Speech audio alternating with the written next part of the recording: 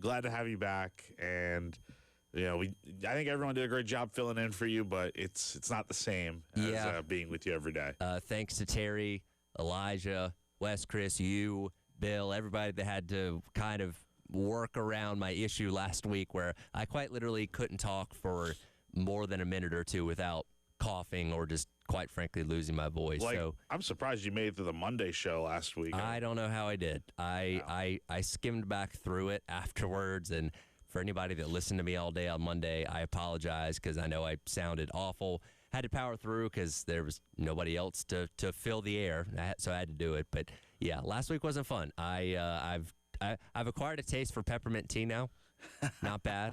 Because when you have trouble with your voice, you look up all the remedies, people tell you things to try and all those kind of things. And I was trying everything from soup to cough drops to tea. And I was drinking chicken broth like by the cup by the end of the week. All these things that I was trying that all eventually worked. I got some meds from the doctor too. That helped out a lot. But I acquired a taste for peppermint tea because it soothes your throat and all that kind of stuff. So some positives came away from it, I guess. Yeah, no, but glad you're doing better now. And man, we had a weekend in sports, man. Weekend in sports, plenty of good. The NFL playoffs delivered some bad. Men's basketball falls to Georgia on Saturday afternoon, and my goodness, the haul of the transfer portal it didn't seem to end. Now, you said bad with the NFL? What was... No. The good was the NFL. The bad was men's basketball. Okay. Losing. So I was like, did I hear that right? The good and the bad. No, I mean, really... The game last night was pretty rough. Did not really like the Chargers-Patriots game. Honestly, man, we'll have this discussion, I'm sure, plenty, but Justin Herbert, what's... is it him? Is it his offensive line? I mean... well, the offensive line's bad.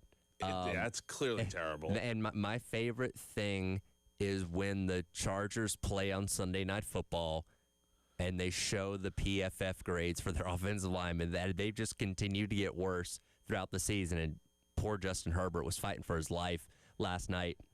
I don't think the Chargers even eclipsed 200 yards of offense in that game. No, it was bad. It was bad. And again, for what the entire weekend was, we still got one more game tonight because you got Patriots and Texans to round out Wild Card Weekend. But 4 of the 5 games delivered. They lived up to the billing. They all pretty much went down to the wire. The only one that didn't have a score in the final 2 minutes, I guess, would have been the 49ers and the Eagles. But even still, the Eagles drove down the field and were in position to score a winning touchdown. They just came up short. What are your thoughts on the A.J. Brown drop on that play? I mean, look, man, he's had a tough year. Yeah. A lot of ups and downs. I mean, I remember that quote he had where it's like, don't play me in fantasy or something. Which I had him on my fantasy team, unfortunately. Yeah. I mean, I don't know. And I'm looking at some stats ESPN's got here. 9 of 21, Jalen Hurts in the last 7 drives. I mean, I don't know. I mean, the 49ers played pretty well yesterday, but yeah, the Eagles, man. Yeah, and we had another spirited exchange between A.J. Brown and Nick Sirianni on the sidelines. I did think it was funny. Like, as soon as that happens, Tom Brady's like, oh, they have a great relationship. Do they? No, do they really? I don't. I doubt that. I think AJ's probably going to work his way out of Philly, if I had to guess. But I don't know. I mean, seems like that's how it went down with the Titans. So real quick, and I tweeted about this yesterday. I'm sick of Big Dom. I don't know about you. Big Dom. I've had enough of Big Dom. Big Dom's a loser. I mean, the guy's just a. I don't know. I just don't understand the appeal. It's just. Well, and he clearly he's trying to get himself on camera. Oh, 100%. Because first of all, he's head of security. I don't know what other teams in the NFL have their head of security on the sidelines behind the coach with the headset on. I was about to say, with the headset on is the craziest part about it. Like, I get it. You're going to have duties on the field with walking out with the coach and all that kind of stuff and monitoring the sidelines, make sure no fan comes down there and tries to hit a player or anything along those lines. But anytime there's a shot on the sidelines, he finds his way into that shot. It's amazing, actually, how Big Dom manages to get himself on camera so much. It's wild. Let's not bury the lead here. If you're watching on screen right now, you can see I was gonna wear my Khalil Shakir jersey today, but then okay. I'm like, the Buffalo Bills wouldn't have been able to beat the Jacksonville Jaguars. I wish I had a Trey White jersey just because of how well he played yesterday on defense, turning back the clock. But Joshua Patrick Allen stepped up to the plate yesterday. With even though Tony Romo thought his hand was broken and he was never going to play, he stepped up yesterday and led the Buffalo Bills to a road victory in Jacksonville. The wildest stat I heard yesterday was when he scored that touchdown in the fourth quarter. That was his first postseason rushing touchdown that didn't happen in the second quarter. That's unbelievable. It's nuts. I mean, look, I had my doubts at times because Joe Brady's play calling did not work for me for most of that game. And the defense for them, I thought they played well at times, but then it's like third, fourth quarter, they're not playing great. Jacksonville playing well at times, but yeah, they just picked it up at the right time, found a way to win. We knew going into the postseason this was far from the best Bills defense they've had in the past handful of years, especially against the run. Like, they've struggled to stop the run most of this year, and Jacksonville ran all over them a lot yesterday. So you kind of knew you were working with that inefficiency, but if you got 17 at quarterback, you're always going to have a chance. And shout out to Brandon Cooks for the big clutch catch that set up the eventual touchdown. Oh, yeah. There at the very end. But Josh Allen, and that's the thing going into these playoffs is no Mahomes, no Lamar Jackson, no Joe Burrow. Like, the pathway for the Bills to finally get back to the Super Bowl for the first time in our lifetimes is there. Not going to be easy, obviously, because they're going to have to do it on the road mainly because of their seeding. But step one accomplished yesterday. And first road win since 1992. Tyler, what year were you born? 96. So 4 years before you were born, that was the last time the Bills won a playoff game on the road. I mean, that's just it's crazy. So they got the job done. That was the highlight of the weekend for me. I mean, what was the best game of the weekend in your opinion? I really like the Bears-Packers game. Like, the Bears are just all year, they've been so good in the fourth quarter. Like, it doesn't matter what the deficit is, they've always found a way to come back, and that's just helped them out a lot. And that's the weird thing is I'm watching the game on Saturday, and the Packers get out to the 21-3 lead, and I just instinctively knew the Bears were going to find a way to come back. And I'm not a Bears fan, not cheering for them to do that, but I'm like, the identity of this team is coming back, having late surges, finding a way to claw their way back in the game. Even when the Packers got their last touchdown, it was 27-16 with 5-6 minutes to go. I'm like, all right, there's still time. The Bears can still do this, and lo and behold, they did. I mean, just absolutely nuts, that game. And I mean, it was just wild. It was seriously wild. And I mean, that was a great football game on Saturday night. Classic rivalry. I mean, even the Panthers game was really good. I really did think the Panthers were going to get it done.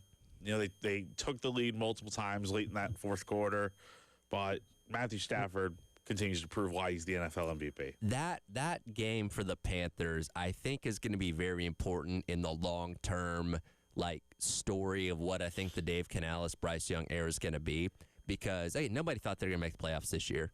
How many times did we put them in our bottom five early on in the season with the way they were playing at times? A lot. They won a very bad division, got to host a playoff game, and took what could be the Super Bowl champion Rams to the limit, a team that they did beat earlier on in the season. I feel like when you look at a lot of teams, especially with the first-time head coach, with a young quarterback, there's always that game, one of the first times they make the playoffs where they come up a little bit short, and then they build off that. And I think that was that for the Panthers on Saturday. It's heartbreaking that they lost that game considering how close they were, but in the story of what this team can be over the next couple of years, I think that's a pivotal moment of all right, we got there, we experienced it, now we know what to expect next time.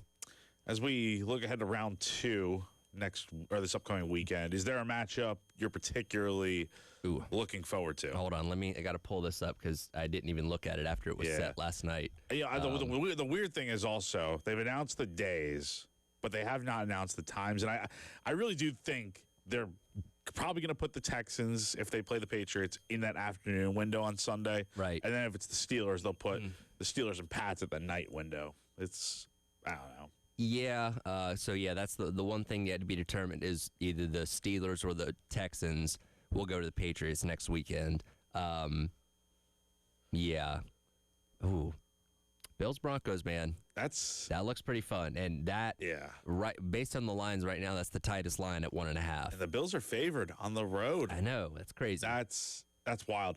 Do you believe in this whole altitude being like a real advantage type of thing? Like, we see it in baseball all the time where the Rockies play at home, they hit a lot of home runs, but they struggle on the road. And I mean, football, like they're probably gonna have oxygen tanks on the sideline, but I don't know. Like I'm trying to think. Like I haven't been to Colorado, but being to Arizona with the high altitude, I understand it to some extent, but I don't know. I feel like it can't be that bad. I don't think it is as big of a deal as maybe it was in the past, because I think training and technology has gotten so good. I think for the Bills this week, I don't know what specific things they're going to do. There'll be things they will do that will prepare them better for the elements, where I don't think if the Bills lost on Sunday, I wouldn't say, well, it's because of that altitude. What the Jaguars went in there and won a couple. They ended the Broncos winning streak. That's right. The Jaguars from Jacksonville, a warm city team. You know what I mean? Like, I don't put as much stock into the altitude being as big a deal as maybe it once was. Yeah. I wonder if they even just go down to Denver early, maybe on like Thursday instead of probably. Yeah. You go, just to get acclimated to it for like a practice or something. Yeah, you go. You're practicing at one of the local colleges or something like that, and just kind of get used to the conditions. That'll probably be a part of the game plan there for the Bills. So we'll see. But it was an exciting weekend, and well, that's cause for celebration to play a little bit of Sandstorm as we get our 9 a.m. Sandstorm pick me up.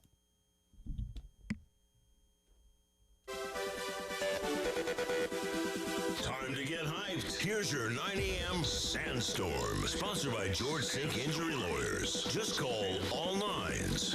Oh, and it's time for your 9 a.m. Sandstorm Pick Me Up, brought to you by South Carolina's largest injury law firm, George Sink Injury Lawyers. If you've been hurt in the car or at work, call George Sink now at 803 all nines. Amidst all the great NFL playoff action going on and the college football playoff, a little bit of a dud on Friday night because Indiana just dominated, and we'll get to that as they continue their dominant quest for the national championship. Coming up a week from today, do you think do you think people are gonna forget about the national championship like we did last year? What time does it start? Like 8 o'clock? It'll be like the start time is listed as 7:30, but that means it'll kick at like 7:50. Well, college football and the NFL in the playoffs, they kick it like 10 after, right? Like you'll say, like, all right, 1 o'clock kick yesterday for Bills and Jags, but it kicked at like 1:10. It's not as bad as college football because we've always done this thing of like, all right, game kicks off at 7:30. Well, no, technically it doesn't kick off till like 7:48. Like we need to be better about this. I'll be interested to see what the viewership numbers are when this game's over. I think it'll do well, but yeah, I despise the fact that it's on a Monday night. I mean, I always have. It always should be played on Saturdays, but you can't compete with the NFL for your biggest game. So, but it should be a good game, good turnout on television. And it's gonna be a home game for Miami. Yeah, but Indiana traveled extremely well to Atlanta. Oh, they took over Atlanta. That was 95% Hoosier red in the stands. Yeah, we got to get into that when we talk about that game here later on. But yeah, definitely looking forward to this national title game on Monday. We will get to that as the show goes along. But coming up next, we'll start going through just all the guys South Carolina pulled out of the transfer portal because it was a major, major haul over the weekend. That's coming up next. It is The Extra Point. Tyler Ed and Jack Feltry along with you on your Monday here on The Game.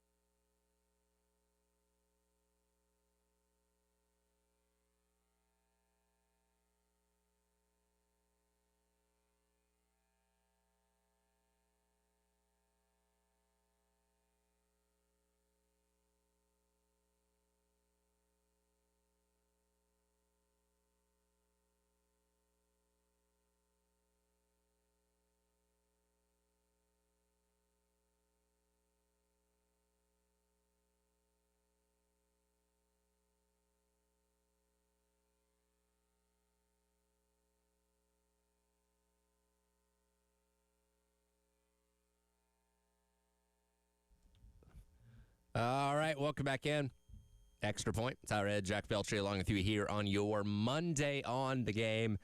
And if you were on Twitter or Gamecock Central over the weekend, you kept refreshing and probably saw a new transfer portal commitment name pop up about every time you did that because, my goodness, what a haul this weekend. And obviously I didn't get the chance to talk about any of the new portal additions last week, but I think you guys did a really good job of breaking down what Carolina had added. Kind of a slower start to the portal. Added a few names here and there. Obviously, Jaden Gibson, Jordan Thomas, Carter Miller, Hank Purvis, Jacarius Peak, Quaysheed Scott were all the names that we had added in the portal before we went into the weekend. And then, my goodness, I believe we have 10 total. Yes. From the time we left on Friday to coming in here now that were added over the weekend. Just absolutely nuts. And Upton Belvent, too, as well from last week. But yeah, Phenomenal name. And great name. In one weekend, I think it was at the beginning of last week.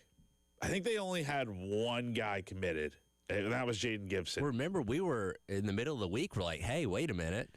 Where are these commitments at, guys? Come on, let's go. Because we came back. The 5th was the first day back. And yes. South Carolina didn't get their next commitment after the first one till the 6th. And then from there, it's just been, absolutely incredible to see how many guys they've added. And, I think some people were definitely, ready to see South Carolina make some moves. And, they weren't getting moves at first. But ever since they've gotten a few commits, it's just been one after the other. And they're going to have a very big portal class. Like I can't remember exactly how many guys they've had over the last few years, but this feels like a lot. When we get to having the media day with the transfers in like February or March or whenever that's going to be, that's going to be a lot of different guys we're going to have to talk to. So it is important to remember the SEC did raise the scholarship limit. Good point, too. You went from 85 to 105, and if you're keeping track, Carolina still has 19 more scholarships that they can hand out. Yeah, so they could really do some damage here. They could. And I think you look at what they've got so far. Shane Beamer, when I asked him, I think it was right after the season, that first press conference, okay, what are your top needs in the portal? And he said the lines of scrimmage for sure. Mm-hmm. He mentioned running back. Those were the top positions he needed to go out there and fill. He's done exactly that. The amount of offensive linemen they've got has been great. The D linemen also been very solid. They're getting depth on both sides of the ball, and they're also addressing other important positional needs. They've gotten wide receivers. They've gotten a long snapper. They got a kicker. They're doing a really good job of filling out these needs in the portal, and I don't think they're done yet. I think they're still going to go out there, add some more depth on the lines of scrimmage.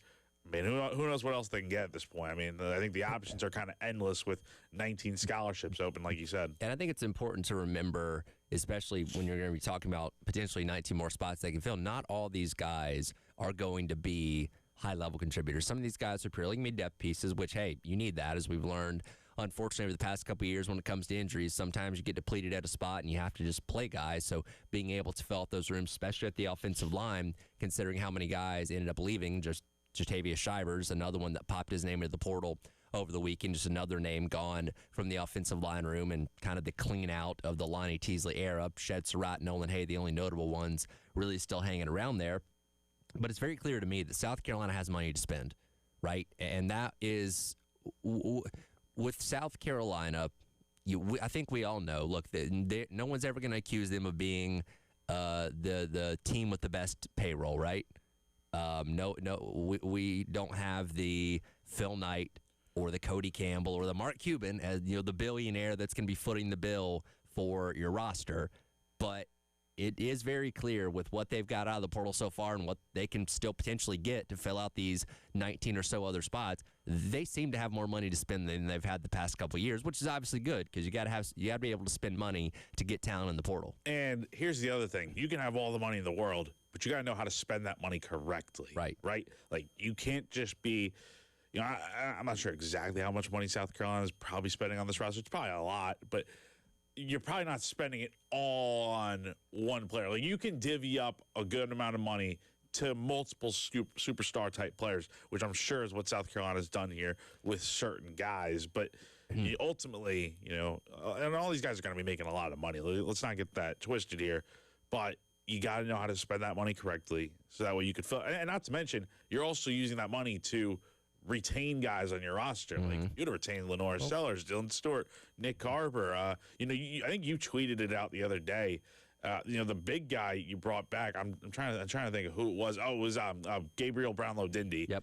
That you mentioned as a big guy to bring back, and so you got to use money on those guys. So it's a lot that you have to really consider here. And you have to determine when it comes to the guys that you are retaining if they're worth what they're asking for. Now, yes, Lenore Sellers we don't have these numbers public because that's not the way it works in college sports, unfortunately. But whatever Lenore Sellers was asking for, probably justifiable. Same thing with Dylan Stewart. Same thing with Nick Carver, Gabriel Brownlow-Dinley. We can continue to go on down the list.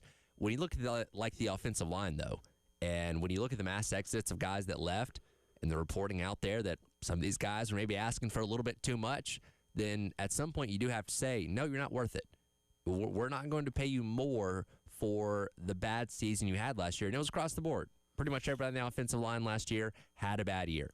And in the business world, you don't pay more for a worse product. So you let those guys walk. You left a lot of open spots, but I look at the guys they've added out of the portal so far on the offensive line. Again, not all these guys can be contributors because there's a lot of names here and only 5 can play at a time. But I look at the experience they've gotten out of the offensive line at the portal. I'm like, okay, I like what I see. And a lot of these guys, and Ja'Carrius Peak, obviously the best of them, being the number one offensive line prospect out of the portal that they got from NC State, like, you see the production that these guys have, and you see, okay, I see how this can translate over to South Carolina to hopefully make this unit better next year. You look at this list of guys they got. We can go down the list in the next segment here, but is there a name that it just excites you? It could be anybody on this list at this point. How can it not be Nitro Tuggle, right? For one, phenomenal name. Yes. But 2, good, solid production at a Power 4 school like Purdue, somebody that you can look at as a compliment to a Nick Carver and potentially a Jaden Gibson if that's maybe your wide receivers number 1 and 2 coming up next year. Like, that's a guy that excites me a lot. I agree. I mean, he had such a good year, I think, at Purdue, a school that was, like, they're one of the worst in the Power 4 right now. I mean, that's a good one.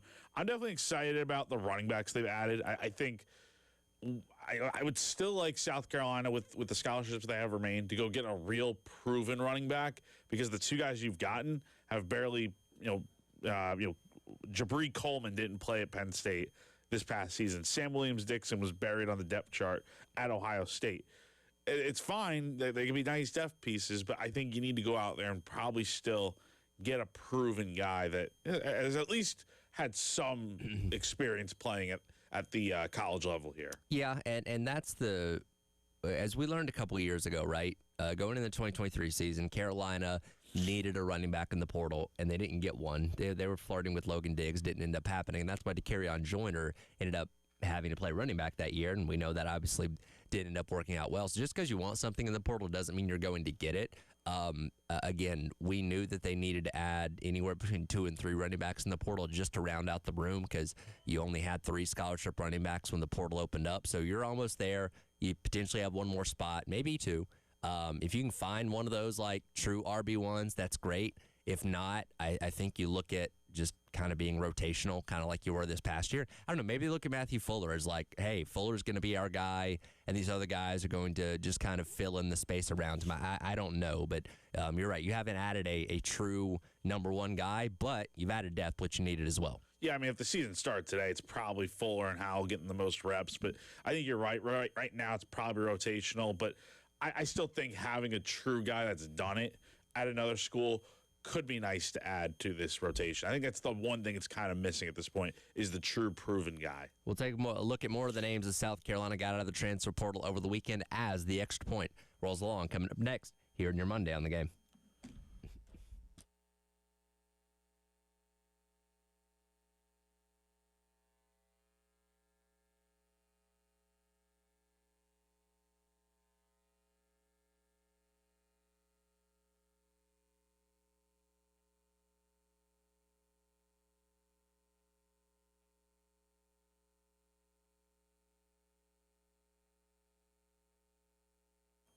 Are you a small business owner, a church, or other entity in need of a new HVAC system? Well, AAA Heating and Air has exciting news for you. AAA now offers financing to qualified organizations to aid them in installing a new light commercial HVAC system. It's as easy as calling AAA Heating and Air for a quote or finding them online at callAAAtoday.com. Tell them Jack from 107.5 The Game sent you. At AAA Heating and Air, they've got your back. They're offering offering up to 12-month payment plans on repairs with no credit check. That's right. No need to worry about your credit score. As long as you're a homeowner with a valid bank account, you're good to go. Take control of your comfort today. Call AAA Heating and Air at 803-677-1500. Again, the number to call AAA Heating and Air is 803-677-1500. Give them a call today and breathe easy again.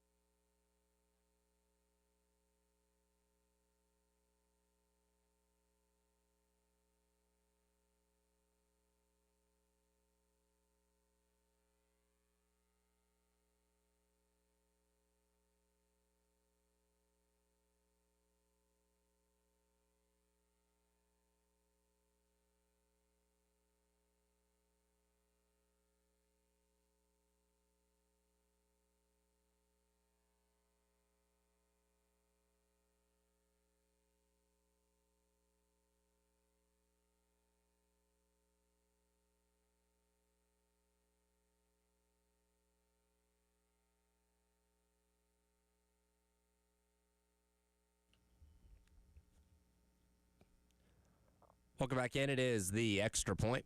Tyler Head, Jack Belcher with you here on your Monday on the Game. Going over the weekend that was in the transfer portal for South Carolina. As again, they really have hit the ground running these past couple days after maybe a little bit of a slower start. And again, I wasn't able to talk most of last week, but it was like Tuesday or Wednesday when I think people were getting a little bit antsy, like, hey, guys, we only got one portal commitment and we're 5-6 days into this thing. What's going on? And obviously, because again, now when you're getting guys out of the portal, you obviously have to, usually get them on campus, tour them around, and then have to come to some kind of financial agreement with them before they want to commit to you. So it's a little bit more of a process, but needless to say, South Carolina has done a really good job with, again, potentially up to 19 more spots to fill over the course of these next couple weeks. And that's an important thing to remember. Just because the portal is closing here at the end of the week doesn't mean you can't stop. You have to stop signing guys out of it. You can potentially continue to sign them for weeks and weeks and weeks after that. It's just that period of time for guys to enter their name into the portal closes. Yeah, but I mean, honestly, probably by the end of the month, we're getting to a point where you probably know what your roster is, right? And we look at this era now. It's like school is like you're still a student athlete, quote unquote, but it's like you're probably taking all online classes, and you gotta get registered for school. Not to say you can't get registered, in like February or March or whatever, but it's like the semester's already halfway over by that point. So you're probably getting these guys in, hopefully by the end of the month here. That is the funny thing when it comes to the transfer portal is thinking about, and look, we obviously focus on the football side of things, but there is the academic aspect of it as well, and like the complicated nature of transferring from one school to the other. Did you ever transfer in college? I did. I did. After my freshman year, went from USC Beaufort to South Carolina. But that's still within like the same university system. So yes. It may have been a little bit easier because you're just going from a satellite campus to the main campus. I transferred from technically Georgia State to the University of Georgia. It was a little bit more complicated. Now, again, I'm assuming if you're a high-level D1 athlete, it's a lot more of a streamlined process, but there's some credits that don't transfer over. You have to take classes over again. Like, I imagine with these guys, especially ones that go to, like, 3 to 4 schools in 4 or 5 years, there's probably a lot of doing over and things that they don't get credit for when they go to different schools that just complicate the process of trying to get a degree. Oh, yeah. I mean, when my brother was at Marshall playing football there and then transferring to Clemson just to be a student, I mean, he's going to have to spend an extra year of school. He should probably be graduating in May. Right. But instead, he'll be back in the fall for another semester at least. So, I mean, that's what happens. That's the thing. Some credits don't transfer over. Some places, some schools have this program, but they don't have that program. So it's like it can be a little tough for just a lot of reasons. So your brother, so he entered the transfer portal but never came out, right?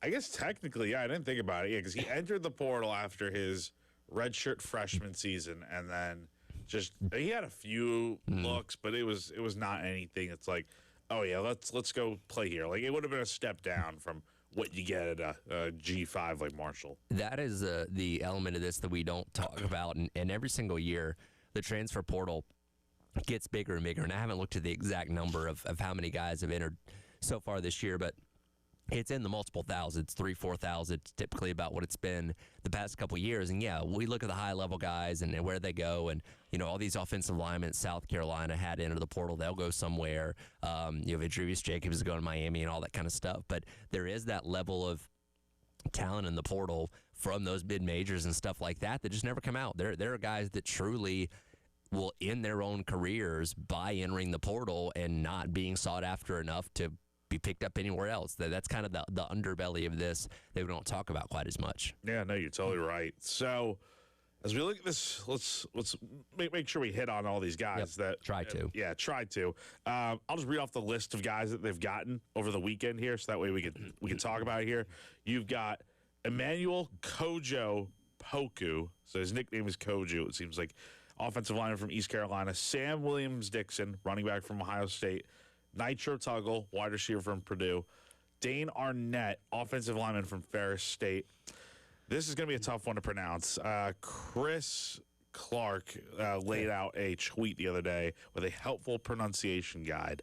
Tomiwa Dor-Jawai is the defensive lineman from Illinois. I think we'll call him TD. TD, or Tomiwa. So, long snapper, Emmett Rhodes from Western Carolina. Offensive lineman Seth Smith from Northern Arizona. the Collins brothers, Kelby and Drew. Kelby coming from Alabama on the defensive line. Drew coming from Arkansas State off the edge. And then Jabri Wallace-Coleman from Penn State, running back transfer. So, like we said, Tyler, 10 guys they got in the portal over the weekend. And I did ask you before, who's the guy that excites you most? I think definitely Nitro Tuggle is probably that guy. I am interested in seeing what these running backs do add to this room, because there's just not a proven guy in there right now. And like I said in the last segment, I still think you need to go out there and get a proven guy, but maybe they feel confident enough in where they're going to do this rotation thing and kind of see who comes out on top because of it. I think Nitro Tuggle stands out to me mainly because he's a skill position player and gets the ball in his hands, but I do like Kojo Poku, I guess is what we're going to call him, from East Carolina, because his production with the Pirates really good. No sacks allowed, only 8 career penalties, has bounced between playing guard and tackle. And that's one thing that really stands out to me, too, about the offensive linemen going back to last week as well. All these guys are versatile, right? Just about every single one of these guys has played multiple positions on the offensive line. And when you have what is really kind of a blank canvas for this offensive line this year, having guys that are versatile and can bounce around can help build this line, because you don't have guys, well, he can only play center, he can only play tackle, he can only play guard, because I imagine, especially through the spring and the, 15 or so practices they get there's going to be a lot of experimenting with what combinations work and who can play what spot and all that kind of stuff. So having a room full of guys that can bounce around and do different things, I think is going to be very important into Coach Clements figuring out what he's got on the offensive line. Now, on the defensive side of the ball, one guy that does interest me is Drew Collins, the edge rusher from Arkansas State. He'll have 3 years of eligibility remaining, so he could be a guy that sticks around here for a few years. My question is, they've only gotten, by the looks of it, one edge rusher so far in this portal cycle. That is still a big area of need, in my opinion. Like, you got Dylan Stewart off one side. Do you feel like, they probably need to add another guy off the edge, right? Like, Drew Collins is not going to be your necessary, day one starter right now, right? He had 3 sacks and 4.5 TFLs last season, but again, he came at a G5 school in the Sun Belt. I still feel like you whiffed on Chaz Coleman, couldn't get him. Which he's the number one guy at that position. That's going to be hard. Right? He's very sought after. It just stinks he went to one of your SEC rivals. That's a problem. You can't get everyone. You kind of wish he just went to Ohio State, because it's like you're not going to play those guys anytime soon. Right. But Tennessee will play this year. So, but yeah, I still feel like they probably need to go out there and get if they're going after a guy like Chaz Coleman, you got to think they're going to go after somebody else that's pretty big in the portal at that edge spot. Who's that going to be? I'm not sure, but they definitely got to find somebody to. Drew Collins is good, but let's see them get a bona fide guy. So right now you have 8 guys at edge, like in terms of what you got out of the portal so far with Collins and what's already on campus. I do wonder what that number is, because every position group has basically a number of guys or a number of bodies typically like to have in there. And yes, you have expanded scholarships now, so maybe you expand that out a little bit more. But I do wonder kind of what the ideal number for that room, because 8 guys at the edge spot, that's probably pretty full. Again, if a Chaz Coleman type guy was available and you could get him, sure, you would obviously add him. But I do wonder if they kind of look at what they have there now and say, you know what, I think we're good with that number. I think one more guy would be good. I see they got Jordan Norman, who came in on a visit on Friday. So we'll see if maybe that's the guy. I'm not sure. But I think they probably need one more guy at the edge position just to feel like you have somebody that can equal what Dylan Stewart can do, because you would have gotten that with Chaz Coleman for sure. That's going to help a lot in terms of him not being double teamed all the time. Take a little bit of the pressure off. Not saying any of these other guys can't do that. Sure. But you would like to have somebody that you just know immediately off the bat is going to come in there and do what Kyle Kennard did 2 years ago. But even that's a little bit hard to forecast, because Kyle came in here with 6 sacks in a season from Georgia Tech and then just tore it up in his 1 year here. Yeah, well, this time of year is not only about getting guys out of the portal, it's also about retaining talent as well. We did get a couple of names that did announce their return to South Carolina as well over the weekend. We'll talk about that to wrap up hour number 1. Up next, It is the Extra Point. Tyrod and Jack Feltry on the game.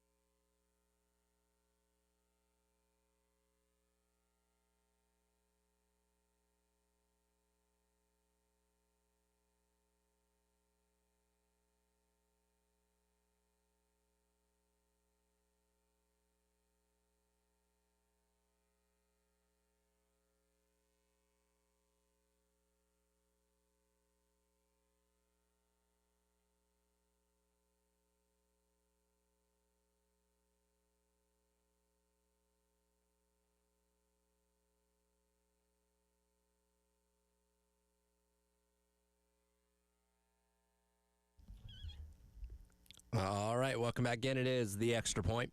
Tyrod and Jack Feltry along with you, wrapping up hour number 1 here on your Monday.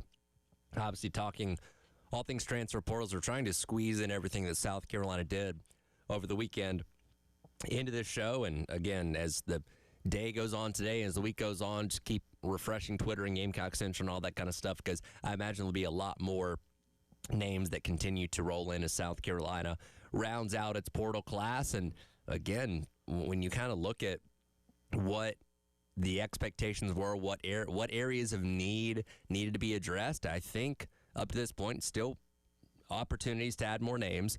They've done a really good job of addressing those areas so far. Offensive line, defensive line, running back, wide receiver.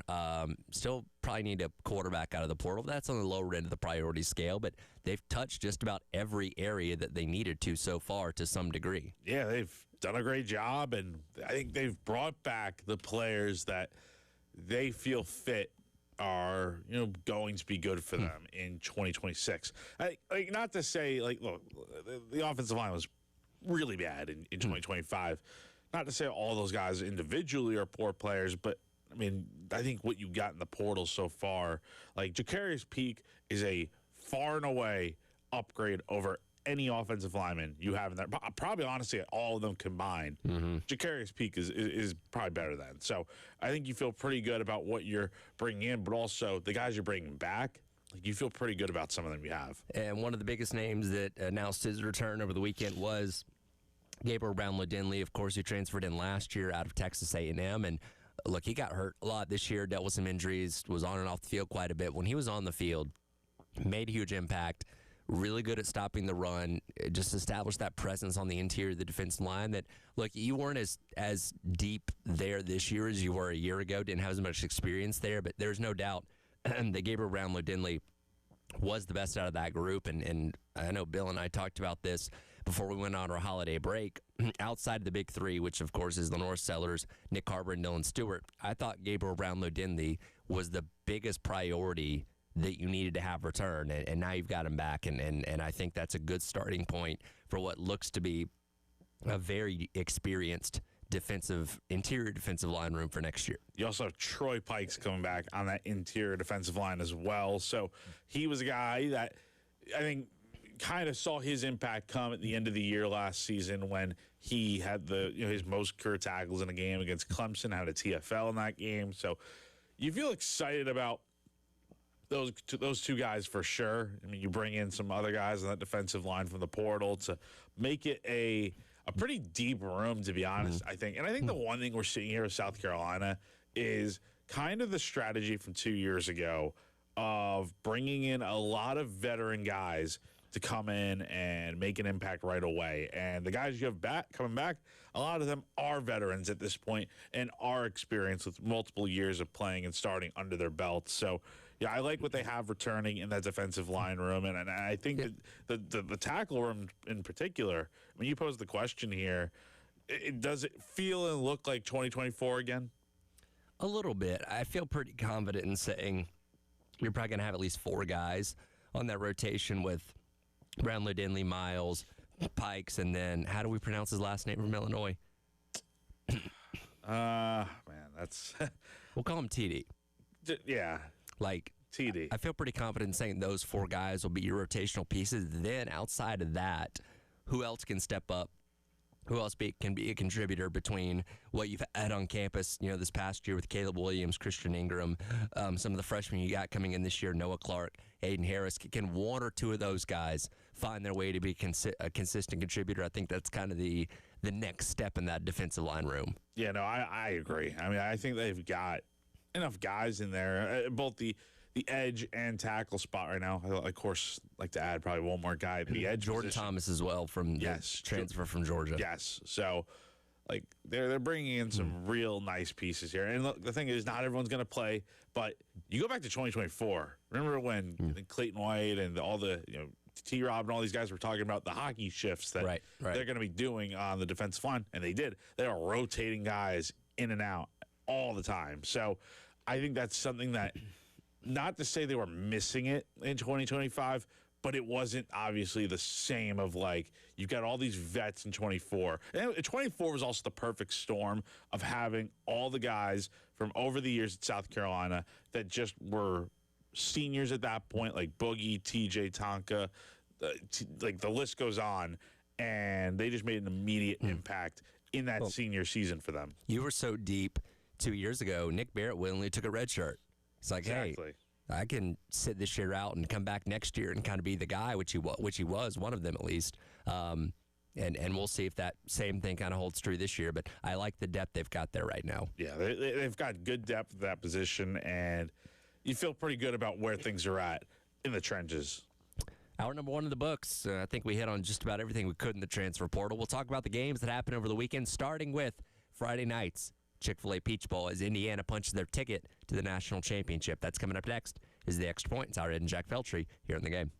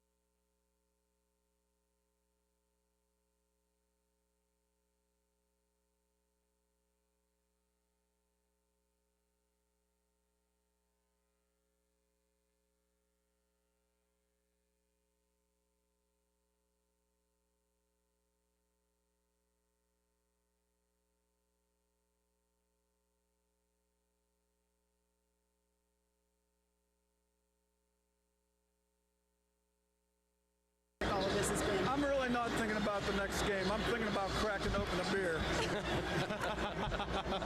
All right, well, go celebrate with your family. Congrats. Enjoy that beer, Coach. Thanks. Welcome back in. Extra Points. Our head Jack Veltri along with you here on your Monday on the Game. That, of course, the voice of Curt Cignetti, head coach of the Indiana Hoosiers, now a still perfect 15-0, headed for the College Football Playoff National Championship 1 week from tonight, taking on the Miami Hurricanes after destroying, decimating, flattening. What word can we use to describe what Indiana did to Oregon on Friday night in Atlanta? Annihilation. I mean, it was complete butt whooping on Friday night, and yeah, I thought this game was going to be a lot closer, honestly, but like the first matchup was pretty close, but Indiana's just kicked it into another gear here late in the season. And look, I wasn't completely sold on Fernando Mendoza, especially with being the top overall pick probably in the NFL draft, but after hearing the way he, Friday was really my first time getting to sit down, like, watch Indiana, like, in full in that game. And I'm just super impressed by him. The way he talks, just the attitude he has, it's so good. And then the way he plays on the field is just dynamic. So he's a really good quarterback, and it's no wonder why he's going to end up being the top pick to the Raiders here in a few months. I think Thursday night when we saw, and again, I didn't get to talk about it, but a phenomenal game between Ole Miss and Miami that I think will go down as one of the best college football playoff games ever. I want to say that was the 50th game, because I remember I was watching the pregame show on Thursday, and they were talking about this is the 50th game in the history of the college ball playoff, which is insane that we played that many games. But I would venture to say Miami and Ole Miss, definitely a top 5 game out of those 50, now 51 so far. And you get the excitement of, okay, well, now you get Oregon and Indiana rematching in a game that they played in the regular season. Yeah, Indiana pulled away at the end there and won it by 10 points, but you expected it to be a competitive matchup. And boom, right out of the gate, the first pass that Dante Moore throws gets intercepted by D'Angelo Pons, runs in for the pick six. Oregon did go on down the field and score on the long touchdown drive, but there was no sign of that Indiana offense stopping because they just scored and scored and scored and scored and scored to the tune of 56-22 at the end of the day. I didn't see that coming. And then once the defense picked it up for Indiana, I mean, there was just no chance Oregon was coming back in that game. As soon as Indiana got it going defensively after the pick six, because then the next drive, Oregon drove down the field to tie the game. But, I mean, Oregon got absolutely stuffed in a locker in this game. And, I mean, Indiana going into the national championship here now against Miami, I mean, I haven't checked I'll check what the most recent spread is, but I got to imagine Indiana is going to be a heavy favorite in this one, even though it's at Miami. So they are 7.5-point favorites per ESPN right now. God, yeah, that's what I got here too. Which for a national championship is crazy. It is kind of crazy for a national championship. If you're a betting man, do you take them to cover that spread? I feel pretty confident about them doing that. Honestly, yeah. I mean, look, Miami's a really good defense that we've seen through their 3 playoff games so far. But like you said, I don't see anything that slows down this Indiana offense. And it's not like they played 3 slouches. Their last 3 games, going back to the Big Ten championship game, Ohio State, Alabama, and Oregon. And Oregon scored the most out of them, but even that last score is more garbage points than anything else. So nobody offensively has been able to put up a fight against Indiana really this entire year. No, you're right. I mean, this team is just so good. The main difference between this year's team for Indiana and last year is just the fact they're beating quality opponents this year. I mean, they've beaten Oregon twice now, and the second time was just an absolute massacre. I know Illinois is not ranked right now, but you dominated them, putting 63 up on them. I think when they were ranked number 9 in the country, you beat Ohio State, you beat Alabama. Like, you're doing things that you were missing last year, and I think that was the next step for Indiana, and they've certainly gotten to that point, and one win away from being the first team in the modern era to go 16-0, especially in the playoff now. Yeah. Like, 16-0 a season is hard to do. That's pretty much a full NFL season. Well, I remember last year, because Ohio State, of course, lost to Michigan and went on to win the national championship. At that point, I guess 15-1 would have been their record. But I remember Ryan Day coming away from that game, and this was echoed by like Sark and other coaches saying, yeah, I don't know if we're ever going to see an undefeated national champion again, but because the talent is so spread out now, there's so much parity across college football. Even the best teams typically find their way to lose a game in the regular season, conference championship, whatever it may be. But Indiana, 1 year later, is very well on their way to doing that and being a 16-0 undefeated champion, even though we didn't know if we'd see that or not. At what point for you this year did you really believe, okay, this Indiana team is legit? Because go back to last year, and people have been bringing up the clips and stuff in the past couple of days of what the conversation was about Indiana. There was a clip the other day about Kirk Herbstreit basically crapping on last year's Indiana team of not being maybe deserving to be in the playoff because they had a lighter schedule. They lost to Ohio State in the regular season, then got beat by by Notre Dame in the first round of the playoff. But at what point this year for you did you say, okay, this team is actually legit? For me, it was probably the Oregon game. That was the game where, if I'm remembering correctly, it was already after they put 63 up on Illinois. Yes, it was 2 weeks later. Yeah, so because I think that was the game. It's like, okay, win this game and you're pretty legit because you were missing that game last year when you went to Ohio State and you got curb stomped. That would have been the prove-it game for them, but they failed spectacular in that game and then got beat by Notre Dame in the playoff. Not really a shock to anyone, but for them to beat Oregon on the road in Eugene, College Game Day being there, winning a big-time game, that was what they needed, and they certainly proved it to me in that case. Yeah, I think my believability in them came from that game, but I think I was even more impressed with the Penn State win in early November. And I get it, Penn State had already fired James Franklin. That's still a very talented team. The team that was capable of winning against a lot of good opponents, that seemingly had Indiana on the ropes, but Fernando Mendoza leads them down the field. Elijah Surratt with that crazy catch in the back of the end zone. They found a way to win that game, and that is the thing. Because when you look at just about every national champion, go back 10, 15, 20 years, however long it is, there's always, even the undefeated ones, there's always that one game where they had to find a way to win in a tough situation, and that game for Indiana this year was Penn State. Because, again, that's a talented Penn State team. They got put in a tough spot, but they still drove down the field, won the game at the very end, one of the most impressive plays you'll ever see with that throw to the back of the end zone. That to me, the Oregon game made me believe in them. The Penn State game, I think, really legitimized them for me, if that makes sense. Now the real question is, and I was thinking about this heavily on Friday, I mean, I think, can we both agree 2019 LSU yes. is the greatest team, I think, in college football history. I definitely in the playoff era. But in the playoff era, definitely. People will talk about the 01 Miami team and all that kind of stuff, which was great in its own right. But there's no doubt LSU is legitimately one of the greatest college football teams of all time from that 2019 season. So we look at them like that. If Indiana were to go 16-0 on Monday night against Miami, they win again in dominating fashion, or just win in general, honestly. Are we ready to call them the greatest team?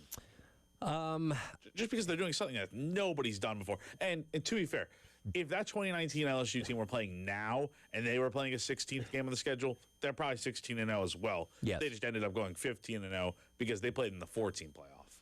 Yeah. And by the way, it was Omar Cooper that caught that touchdown against Penn State. My bad. I think, and we have the context of LSU now, seeing what so many of those guys have done in the NFL, right? With Joe Burrow and Jamar Chase and all them.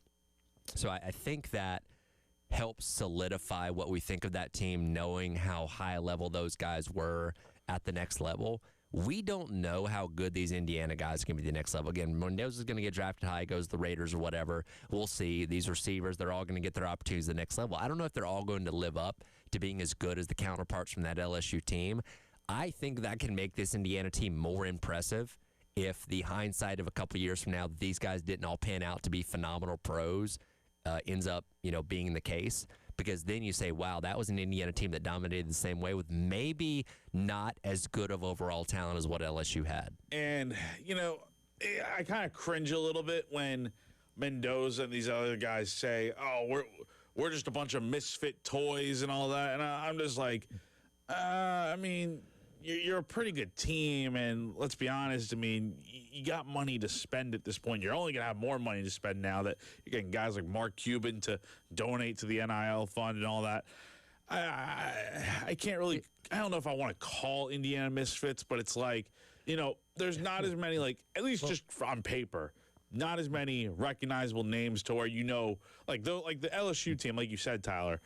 A bunch of those guys went out to the NFL and have had great careers. I don't know if we'll say that about Indiana, but I think, like you said, I think that makes them probably more impressive just because of that. Well, I think where Mendoza comes from, saying they're misfits, I think in part has to do with a lot of this team was James Madison a couple years ago. Because, again, when Curtis Signetti took the Indiana job, he brought in like 25 portal guys from his time at James Madison. So really, this is at least half of this team almost is like a G5 team with a lot of experience. So I think that is kind of where that conversation comes from. Now, again, what Indiana's done in terms of building their roster is the ideal way to do it in college football now that, yes, you can look at a lot of these guys transferring in from mid-major schools and say, or G5 schools, and say, that guy was only a 3-star, 2-star coming out of high school, but he's played 3-4 years of college football. That, to me, is worth a lot more value-wise than a 5-star coming out of high school that doesn't know the ropes of college football yet. So Indiana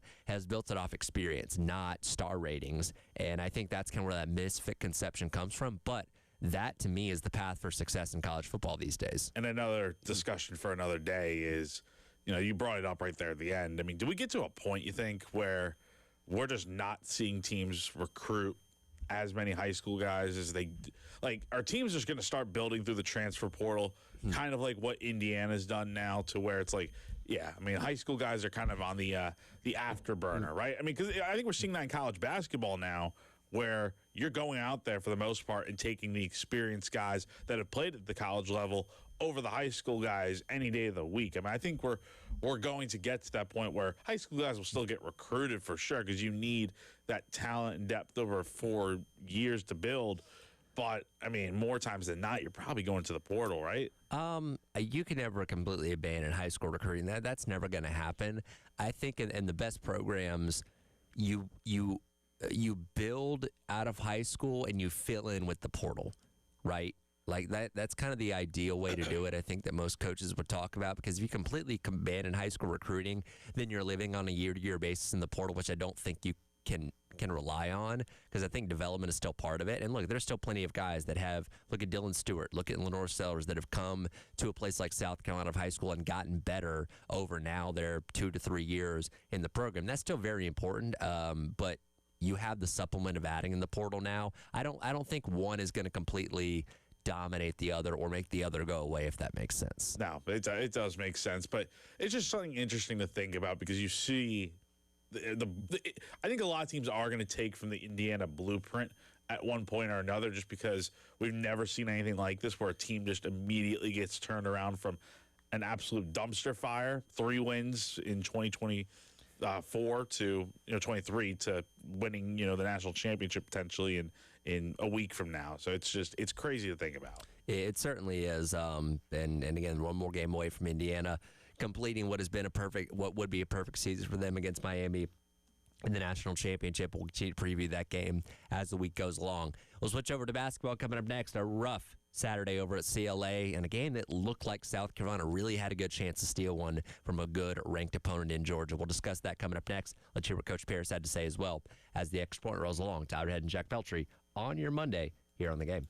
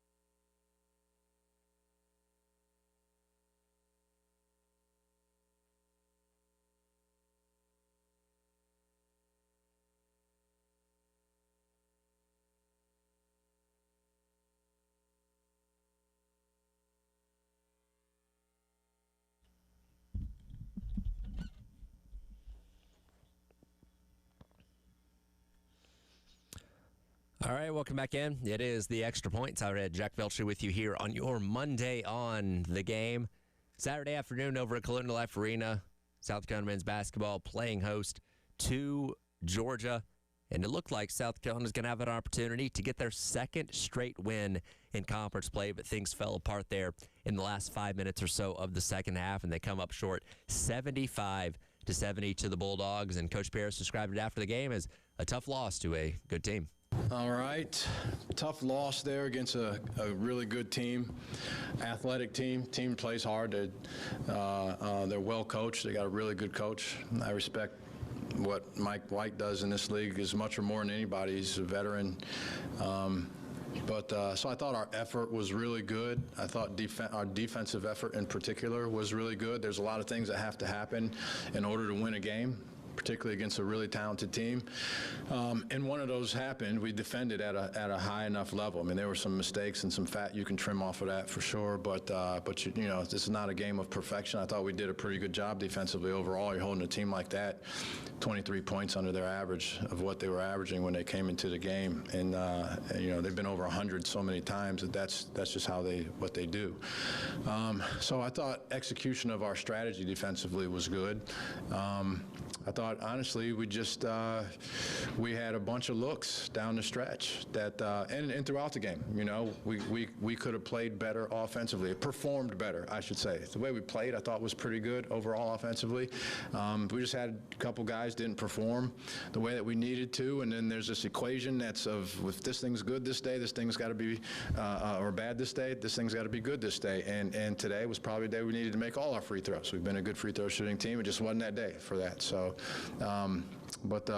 You know, I liked some of the things that I saw with our team, particularly on the defensive end. Just as frustrating to not, when you put yourself in position to win, to not win.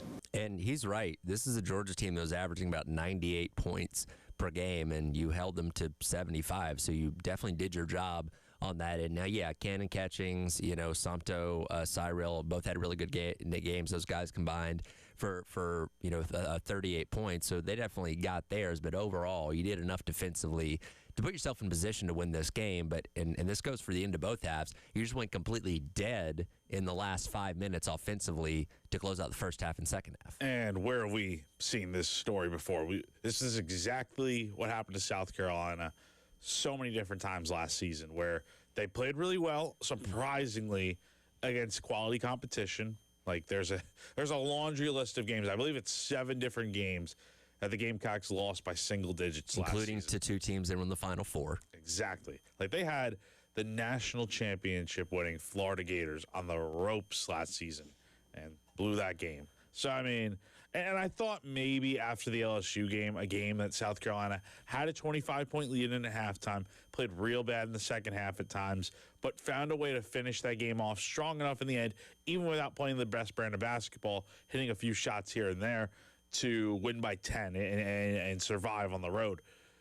I think that's the thing that Paris kind of laid out in his post-game press conference was what was missing in that stretch to be able to finish Georgia off and win, was just making shots. And I mean, you look at after the 8-minute mark when South Carolina took that 8-point lead, they only hit 2 more shots the rest of the game. Mm-hmm. That's not going to get it done. And you know, look, they shot really well in the first half, but when you shoot 35% from the field in the second half and you shoot 27% from 3 after halftime, you're not going to win many games. And when you're not getting points from your star player, Michi Johnson, I mean, he did not really play well in this game. Sure, he led the team in assists and blocks, but besides that, I mean, he just really did not do much for you in this game from a scoring standpoint. 11 points in this game, 1 of 8 from three-point range. He didn't hit a three-pointer in this game until 5 seconds left in the game. And I think that's probably the part where you're just like, you know he's inconsistent and streaky, but you need him to step up in these games. And a few shots from him probably could have made the difference. Yeah, it definitely kind of seemed like, and by the way, that 3 that he did make there with about 5 seconds to go was the most Michi Johnson three-pointer there is, because he basically pulled up from the logo, which at that point they did need something like that. But he took a lot of those really deep threes throughout the game, which I get it. That's kind of what his MO is. But And there were times early in the game where he was driving in and attacking the paint that I wanted to see a little bit more, that he just kind of seemed to get away from as the game went along, and just kind of had those chuck it type of threes that we see him do a lot. And again, maybe that's just what you have to expect out of Meechie Johnson at this point. He is who he is, but maybe working that clock a little bit more. And South Carolina did a good job early in the game of kind of matching the tempo of Georgia, because Georgia runs up and down the court on you. And I thought South Carolina was doing a good job of doing that with them. Now, I guess if you're a team that's used to going slow, you can't sustain that, because they eventually did get away from it and did kind of slow things down a little bit. But again, you felt like you did enough in the other aspects of the game. But the things, your 2-point shooting was down in this game. Your free throw shooting wasn't as good as it has been. Like, those were the areas that ultimately failed you in this game on what should have been easier buckets. And when you lose a game by 5 points and you miss 6 free throws, you're kind of looking at that like, man, like, there's your opportunity. There's your opportunity. But I don't think we can I don't think we can blame this loss on that necessarily, because you're going to miss free throws over the course of a game. Like, how often do you see a team shoot 100% from the free throw line over 20-plus shots? I mean, that does not happen that I've seen in college basketball too often. You could also look at the technical foul that was called a flagrant one on Kobe Knox that ultimately gave Georgia the lead for good. But that was with 5 minutes to go. Mm-hmm. And coincidentally, right during that time, that's when South Carolina ended up getting into its little cold stretch there, where it went without a point or without a made shot over the next 5 minutes until Meechie hit that 3-pointer with 5 seconds left. So, look, we've seen this tale far too many times with the Gamecocks from last season of playing well at times, and then they just go ice cold over a stretch, and that ends up costing them. But in this game, more than anything, you can't really necessarily blame the missed free throws or the flagrant one on Kobe.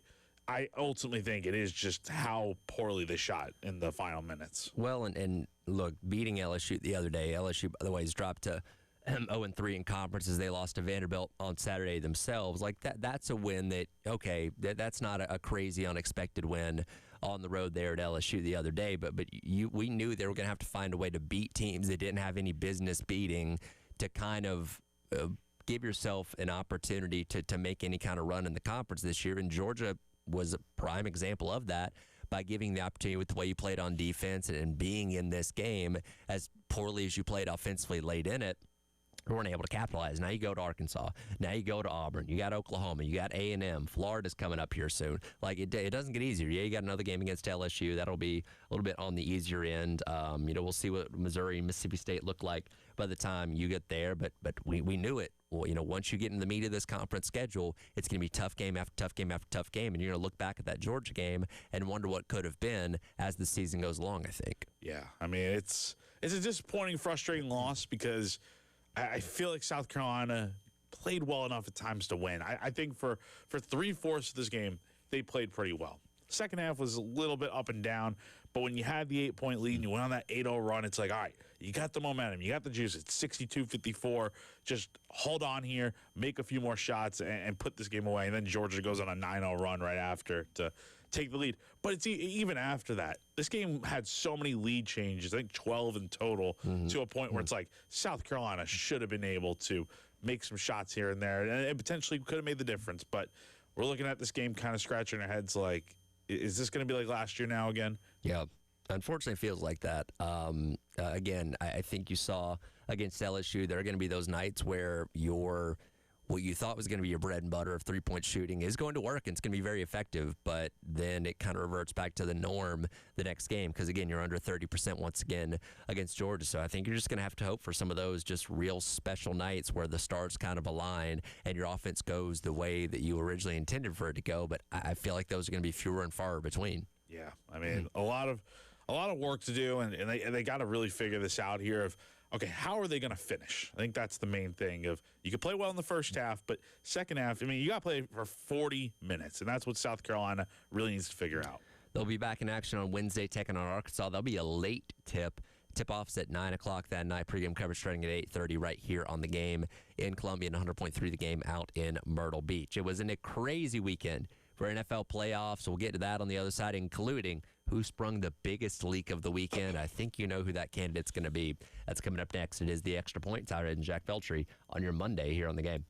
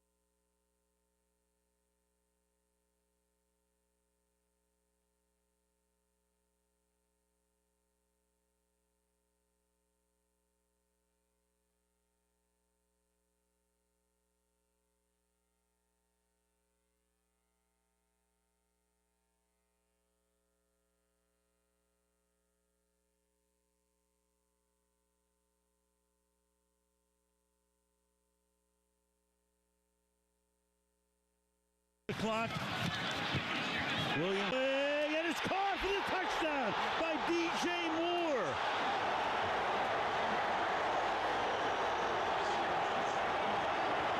Forget about the clock. Just take the lead when you can. Welcome back in. It is the Extra Point. It's Tyler Head and Jack Belcher along with you here on your Monday. It is time for Who Sprung a Leak, brought to you by our friends over at American Leak Detection. Jack, there's no other candidate than the Green Bay Packers. 21-3 lead at the half over their divisional rival in Chicago in the wild card round. And, buddy, they blew it. Bears pick up the win 31-27 and send Green Bay packing.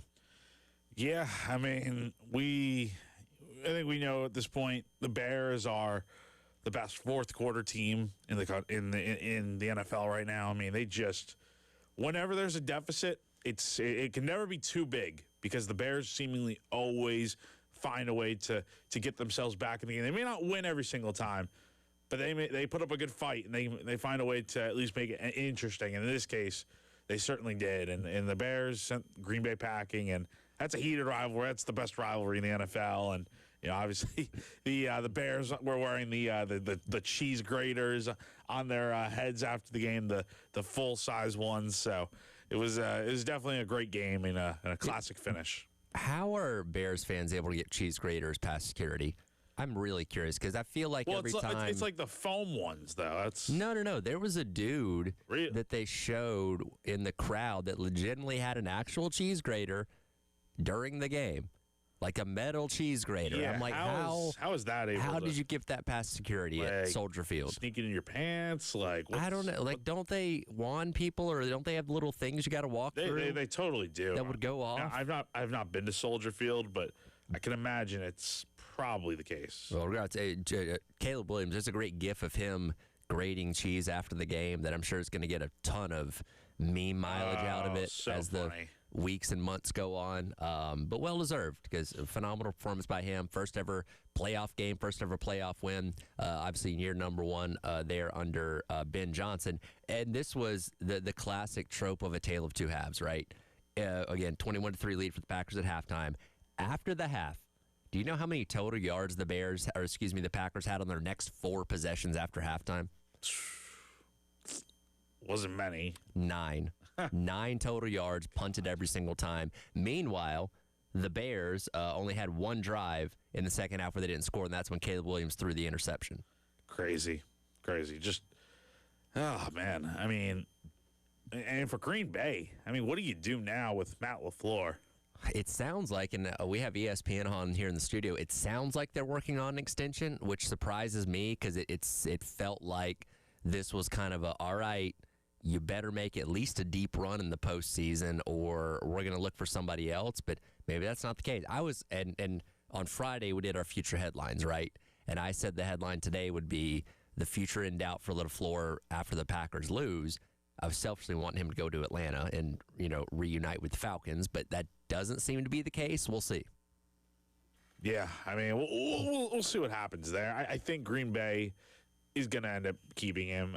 I mean, there are a lot of coaches getting fired, and I think Green Bay would be a great job compared to any of them, specifically to try and get John Harbaugh. But the way I look at it is there's only one John Harbaugh, and there are a lot of teams that are going to be vying for him to fill that role. And so, someone's going to get him, but the other teams, they're going to have to, figure out who else is out there. John Harbaugh is so sought after. You saw that he even said that he's limiting what teams he's going to talk to. Because there's 7, 8 jobs open in the NFL right now, and he's seemingly not going to entertain all of them. Yeah, I mean, why would he go to the Titans, right? Why would he go to the Browns? Why would he go to the Browns? You're not. John Harbaugh's not going to those teams. Yeah. Now, question I have, speaking of hirings and whatnot, if the Steelers lose tonight to the Texans, Monday Night Football game, the last game of Wild Card Weekend, I mean, Mike Tomlin hasn't won a playoff game since it's been over a decade now, probably since the Steelers beat the Bengals, right? So it was the same year that the Falcons went to the Super Bowl against the Patriots because the Steelers played the Patriots in the AFC Championship. So the divisional round win, whoever they won beat in that divisional round, that was their last playoff win almost a decade ago. It's crazy. But I bring that up because I mean, look, the Steelers. I mean, yes, they won the AFC North, but they weren't great this year. Is Mike Tomlin safe if they lose tonight? Oh man, I want to say yes, but it wouldn't shock me if they did move on from him because again, for the Steelers, much like the Ravens, right? The Ravens got sick of John Harbaugh winning, but not winning more championships, right? Like they made the AFC Championship game a couple of years ago. They're making the playoffs at a consistent clip, but they weren't going as far as that organization wanted them to. And I think the Steelers are in the same way because the Steelers have one of the best championship pedigrees in all the NFL and all of American sports, quite frankly, and they've not been anywhere close to a Super Bowl in a decade. And it's like, yeah, he hasn't had a losing season. They found a way in what was the most thrilling game of the entire regular season to beat the Ravens last Sunday night. But it's like, if you run it back next year, whether Aaron Rodgers is your quarterback or not, do you believe that the Steelers are going to suddenly turn back into a powerhouse where the AFC runs through them again? I'd say no. I think that's kind of run its course. But, and I do think this has a lot to do with it, they pride themselves on not pulling the trigger on coaches. They've had 3 head coaches in the past, 40 years? Between Chuck Noll, Bill Cowher, and now Mike Tomlin. I think there's a lot of pride in that. And I don't know if, even if they lose tonight against the Texans, and you said it the other day, the Texans have a Super Bowl level defense that they're going to have to go up against. I don't know if they pull the trigger on them or not. We'll see. I don't know either. I think it would take something like catastrophic tonight for that to even happen or be thought of. But yeah, I think this. I mean, look, he's never had a losing season. He's always finished with a winning record or 500, and I think that's we'll see what happens, but they really do need to find a way to win this game tonight, more so than the Texans do, just for that mere point right there. Yeah, I don't know. Do you think we see the last of Aaron Rodgers tonight? By the way, if they lose, is that it for him? So he's 41 now? Is that right? That sounds right. Yeah. We click on his name and double check. Pretty sure. 42. 42. So he just turned 42 last month. So he's on a 1-year deal with Pittsburgh. So I tend to believe he's going to play one more year. I think unless like the Steelers won the Super Bowl this year, obviously that would probably be it. But I think we're going to get one more year out of him. I think he's not the same quarterback he once was, but I think he's still better than some quarterbacks in the NFL. To where I think he could be on an NFL roster starting next season, whether it is with the Steelers or somewhere else. I mean, look, he's given the Steelers a chance to get back to the postseason this year. So I think he's definitely got another year in him if he wants it. I think what I've watched of the Steelers this year, it looks like Aaron Rodgers is having more fun this year than he's had the past couple of years. Obviously, the last few years in Green Bay, there was the talk of him leaving and all that kind of stuff. The Jets years didn't go the way that he wanted them to, obviously, but like he did seem like he had more fun this year. And go back to that game last week against the Ravens. He showed you in that fourth quarter he can still make things happen, right? Like that was still a little sprinkle of old Aaron Rodgers in there. So I'm with you. I think we get at least one more year out of him, no matter what happens tonight. Yeah, we'll see.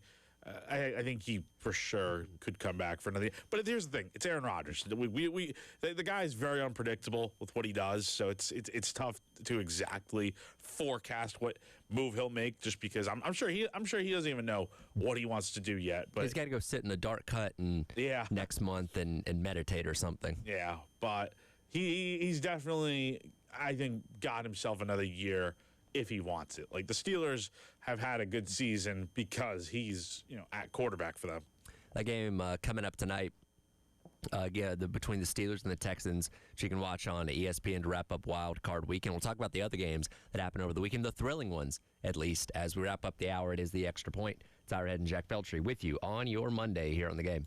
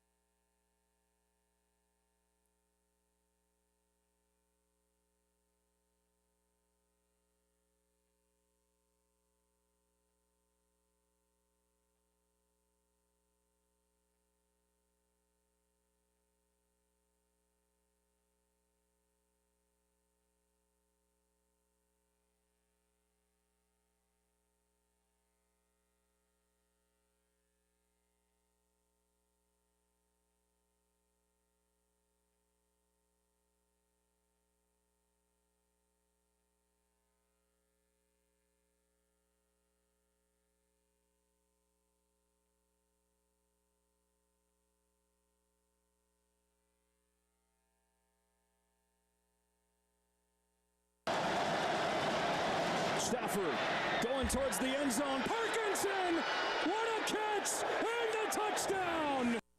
Welcome back in. Extra Point. It's our Ed, Jack Belcher with you here on your Monday on the Game, wrapping up hour number 2, and that was the call Saturday afternoon on Fox as Matt Stafford finds Cody Parkinson for the touchdown to elevate the Los Angeles Rams over the Carolina Panthers 34-31 up at Bank of America Stadium. Obviously, tough pill to swallow for the Panthers, but a team that nobody expected to be in the playoffs this year, let alone win their division, gave a spirited effort against what is one of the best teams in all the NFL of the LA Rams. I won't lie to you, when the Panthers blocked the field goal with about 4 minutes left and got the touchdown out of it, that put them up at that point 31-27. I was thinking, hey, they might actually pull this off. Again, they had beaten the Rams in Charlotte only a couple of weeks back, towards the end of the regular season. So they had proven they can do it before. Matt Stafford had the thumb injury, so he wasn't playing as good as he should have. Puka Nacua dropped some really critical passes throughout that game that could have resulted in touchdowns. Like it really seemed like a lot of breaks kind of went the way Carolina needed to, but at the end of the day, just not quite enough. And who would have thought Bryce Young would kind of be going, I don't want to say shot for shot with Matt Stafford, but he kept up with him to where it's like Bryce, went 21 of 40, 264 yards, 1 touchdown, 1 interception, 2 sacks.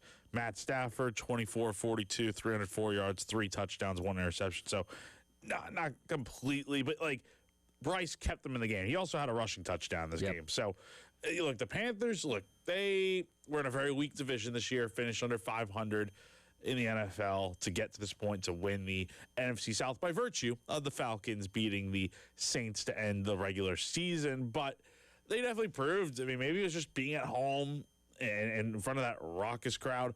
Maybe that helped a lot, which it certainly seemed to. But the Panthers, look, I think they have a decent future here coming up. I think they got to, tweak some things in the offseason, figure out the defensive coordinator situation. I know Dave Canales said their DC will be back next year, which has definitely been a hot topic for a lot of Panthers fans that they're not very okay with right now. But we'll see. They have a lot of moves to make this offseason to better themselves for 2026. But the Rams, good road win for them. I will say real quick on the Panthers, I think the Bryce Young, Ted McMillan connection is going to be one of the better ones in the league in the next handful of years. They got some good chemistry there. Ted McMillan had some really big catches in that game. Obviously, their first-round pick this past draft out of Arizona, who's in a way kind of pushed Xavier Legette off to the side a little bit, unfortunately. Yeah, he has just not been good this year. Definitely had a drop-off from his rookie season. And, look, I don't know what it was. Maybe it was just the getting caught up in the limelight of going to the Kentucky Derby. He rode his horse to the game on Saturday, by the way. Yeah, his horses and just getting caught up in all the publicity he was getting after the first year he had with Carolina. But, man, he's kind of been disappointing to the point where I think Panther fans are just ready to move on from him. Yeah, and, we love him. Obviously, a great personality, and we love what he did here at Carolina. But I think there's a lot of looking in the mirror that XL needs to do this offseason to get himself back on track because, again, they went out and drafted the guy that's now a step past you in line. You know what I mean? Like, you got to kind of reclaim your spot back a little bit here, and we'll see if X can obviously do that. Again, we talked about this earlier. The Bills-Jags game, a lot of fun there. Josh Allen, in one of he didn't get in on it. He very nearly did, but I've never seen a tush-push go for like 10 yards.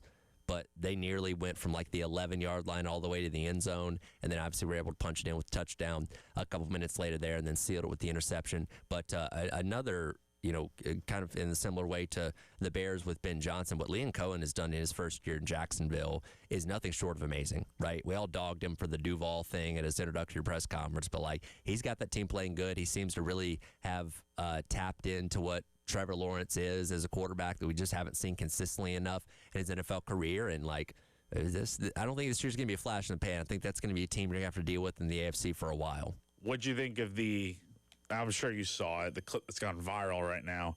What'd you think of the little exchange between the reporter and Liam Cohen there? Yeah, I don't know what to make of that. Well, was it a reporter? Did we identify who that was? It's a reporter from a local paper out there in Jacksonville and I think everyone that is listening has probably seen it by now.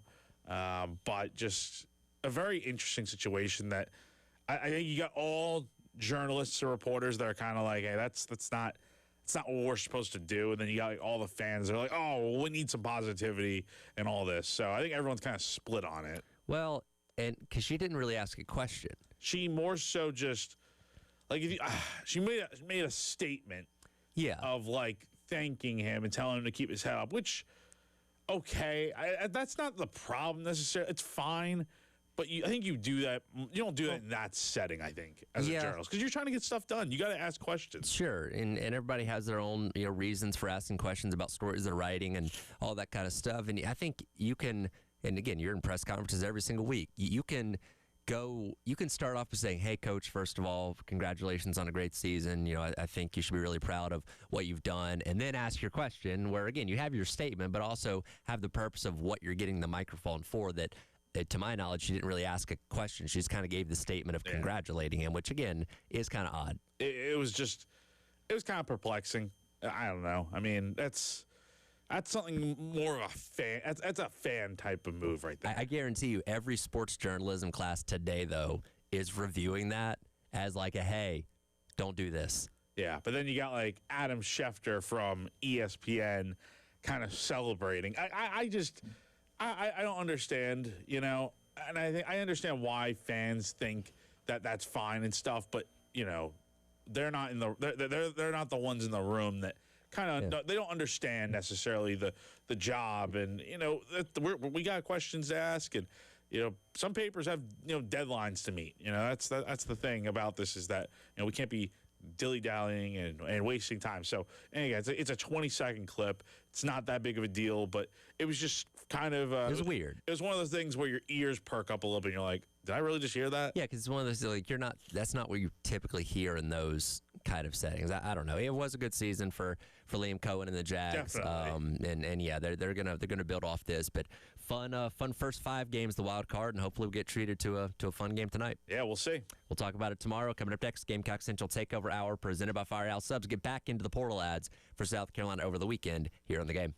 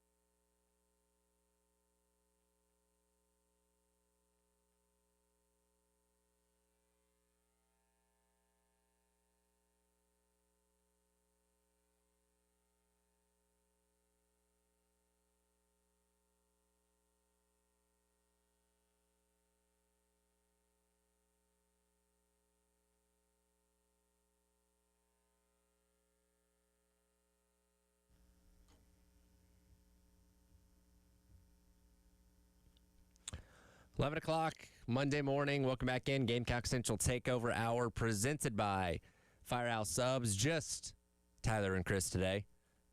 I'm hoping Wes is okay. I had my health issues last week. You weren't feeling great on Friday, and hopefully this isn't hitting Wes now. It's going around. We're just talking about that. I think it's hitting everybody. It's been going around for a while.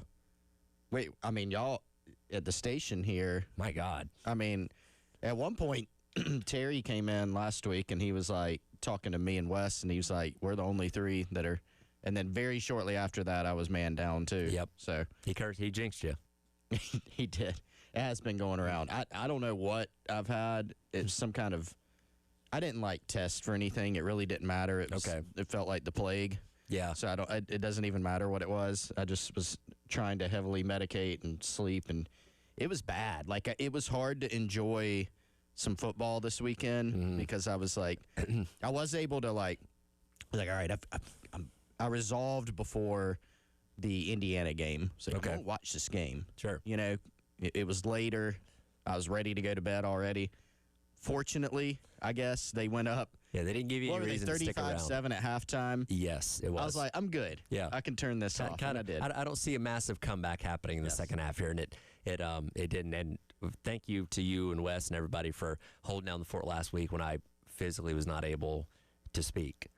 It wasn't fun just sitting over here watching you guys get to talk about everything because had a lot of things to talk about last week. A lot of fun from the playoff games. Yeah. Ole Miss and Miami was a phenomenal game on Thursday night. Obviously, all the portal ads that South Carolina had, just the news of being back for the new year. So, just sitting here pushing buttons and not being able to speak was not a fun way to spend last week. I got up this morning, and my first words, it was like, and I was like, oh, boy. Oh, boy. Now the voice, right? Because, you got the different phases of for me, it seems like a cough comes on late at the end of my sickness. And I was like, okay, I'm at the voice losing stage, but I've medicated. I've got a special drink, nothing bad in it, but Okay. a special drink here that's kind of helping my throat. So I think I'm good. I was telling Jack because essentially I was here from 9 to 12 every single day producing because that's all I could do. And then I'd go home and just do remedies for the rest of the day. Like I was drinking chicken broth and honey, and I've now acquired a taste for peppermint tea. Okay. Which is very soothing on the throat. I've got a pump of peppermint in here. Peppermint, good, Yeah. good. It kind of just kind of ices everything over, cools everything down. So I still got like a whole box of the stuff that I got to finish off. I But might need to borrow it. yeah, maybe I can slide it your way. But yes, I've come around on drinking that now because I had to last week. But I'm like, actually, this isn't too bad.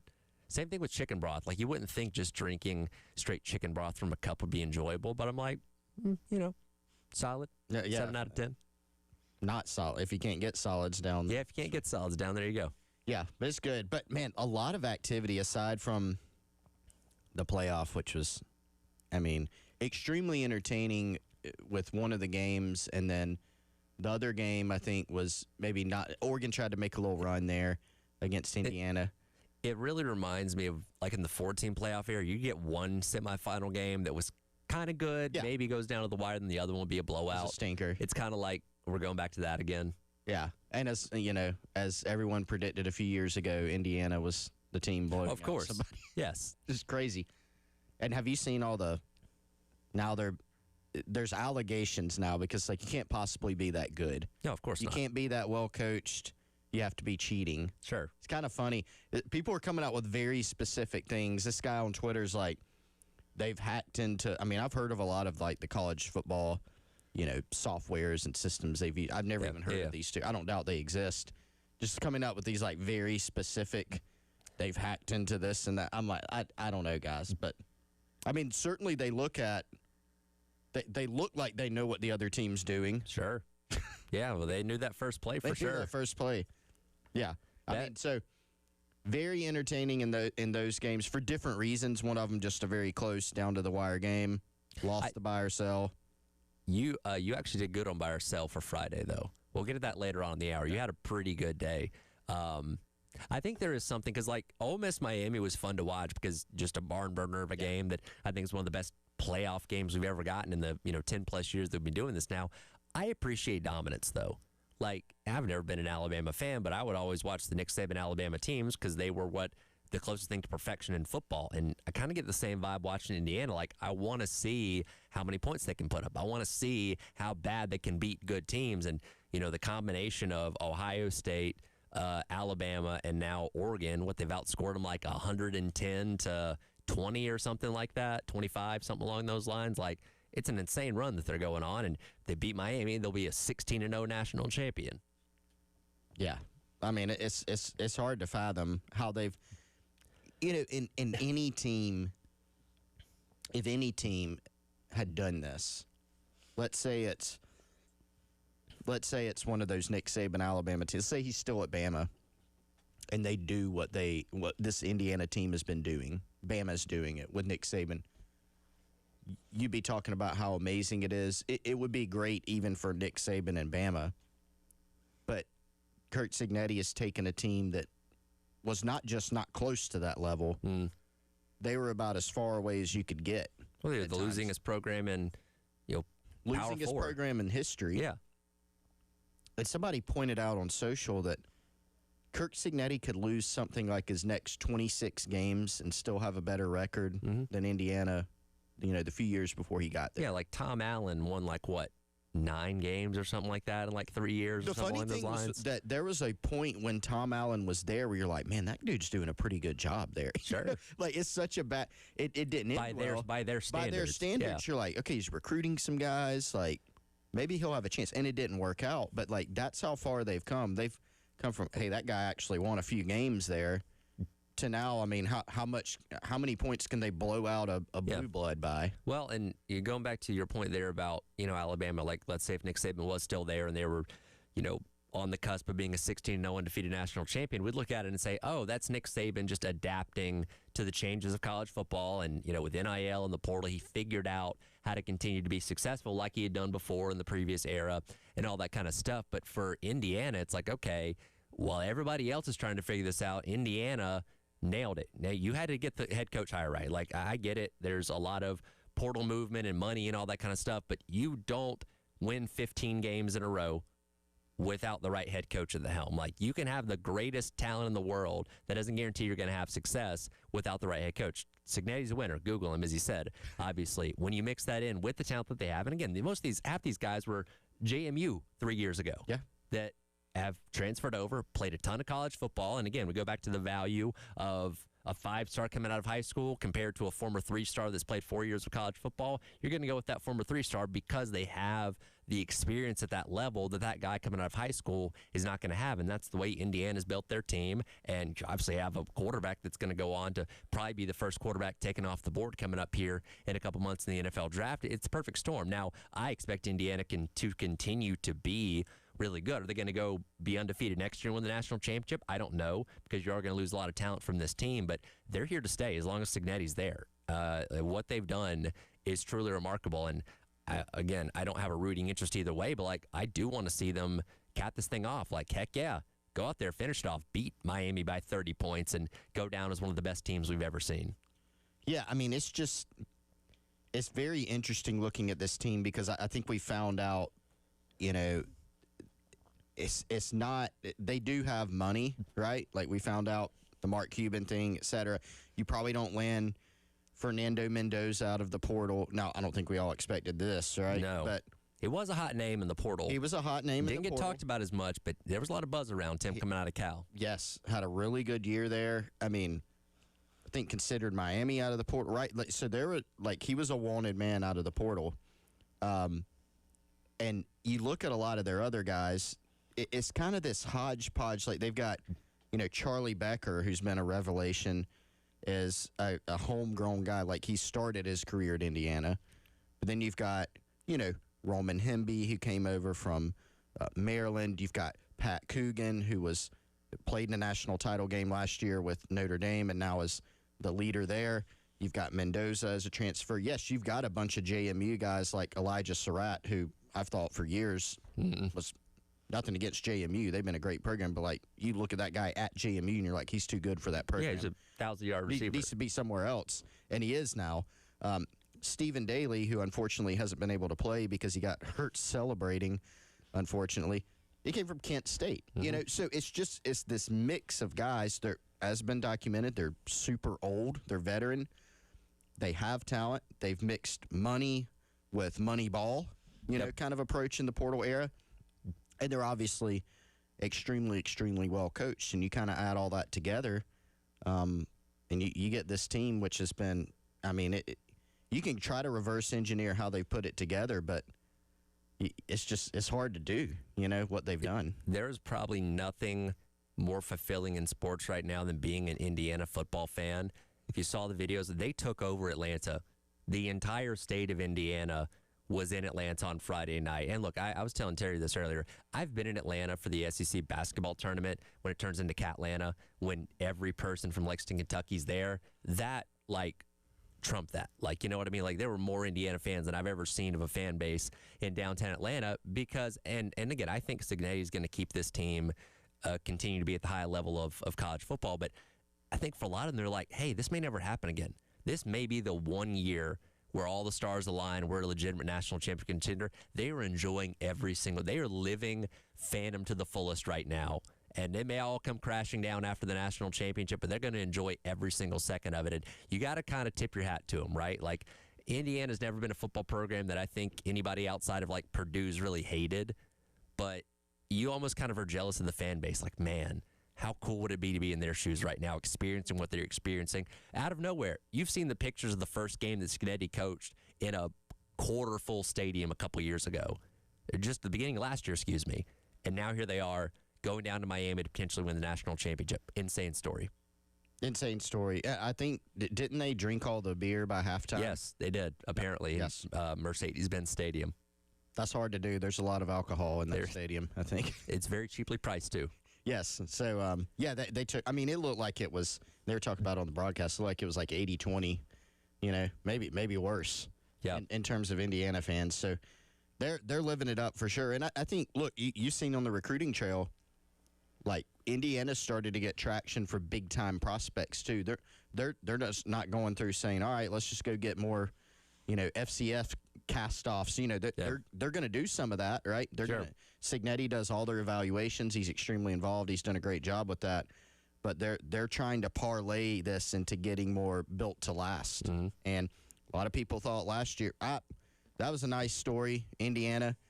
They won't be able to replicate that. Well, they've replicated it and then some when you look at this season. Yep. So, again, national championship coming up a week from tonight as they take on Miami down there in South Beach. We'll talk about that game more as the week goes along. But it was an extremely busy weekend for South Carolina in the transfer portal front as they brought in a lot of names. We'll dive into those some of those coming up next as the Gamecock Central Takeover Hour presented by Firehouse Subs rolls along on your Monday here on The Game.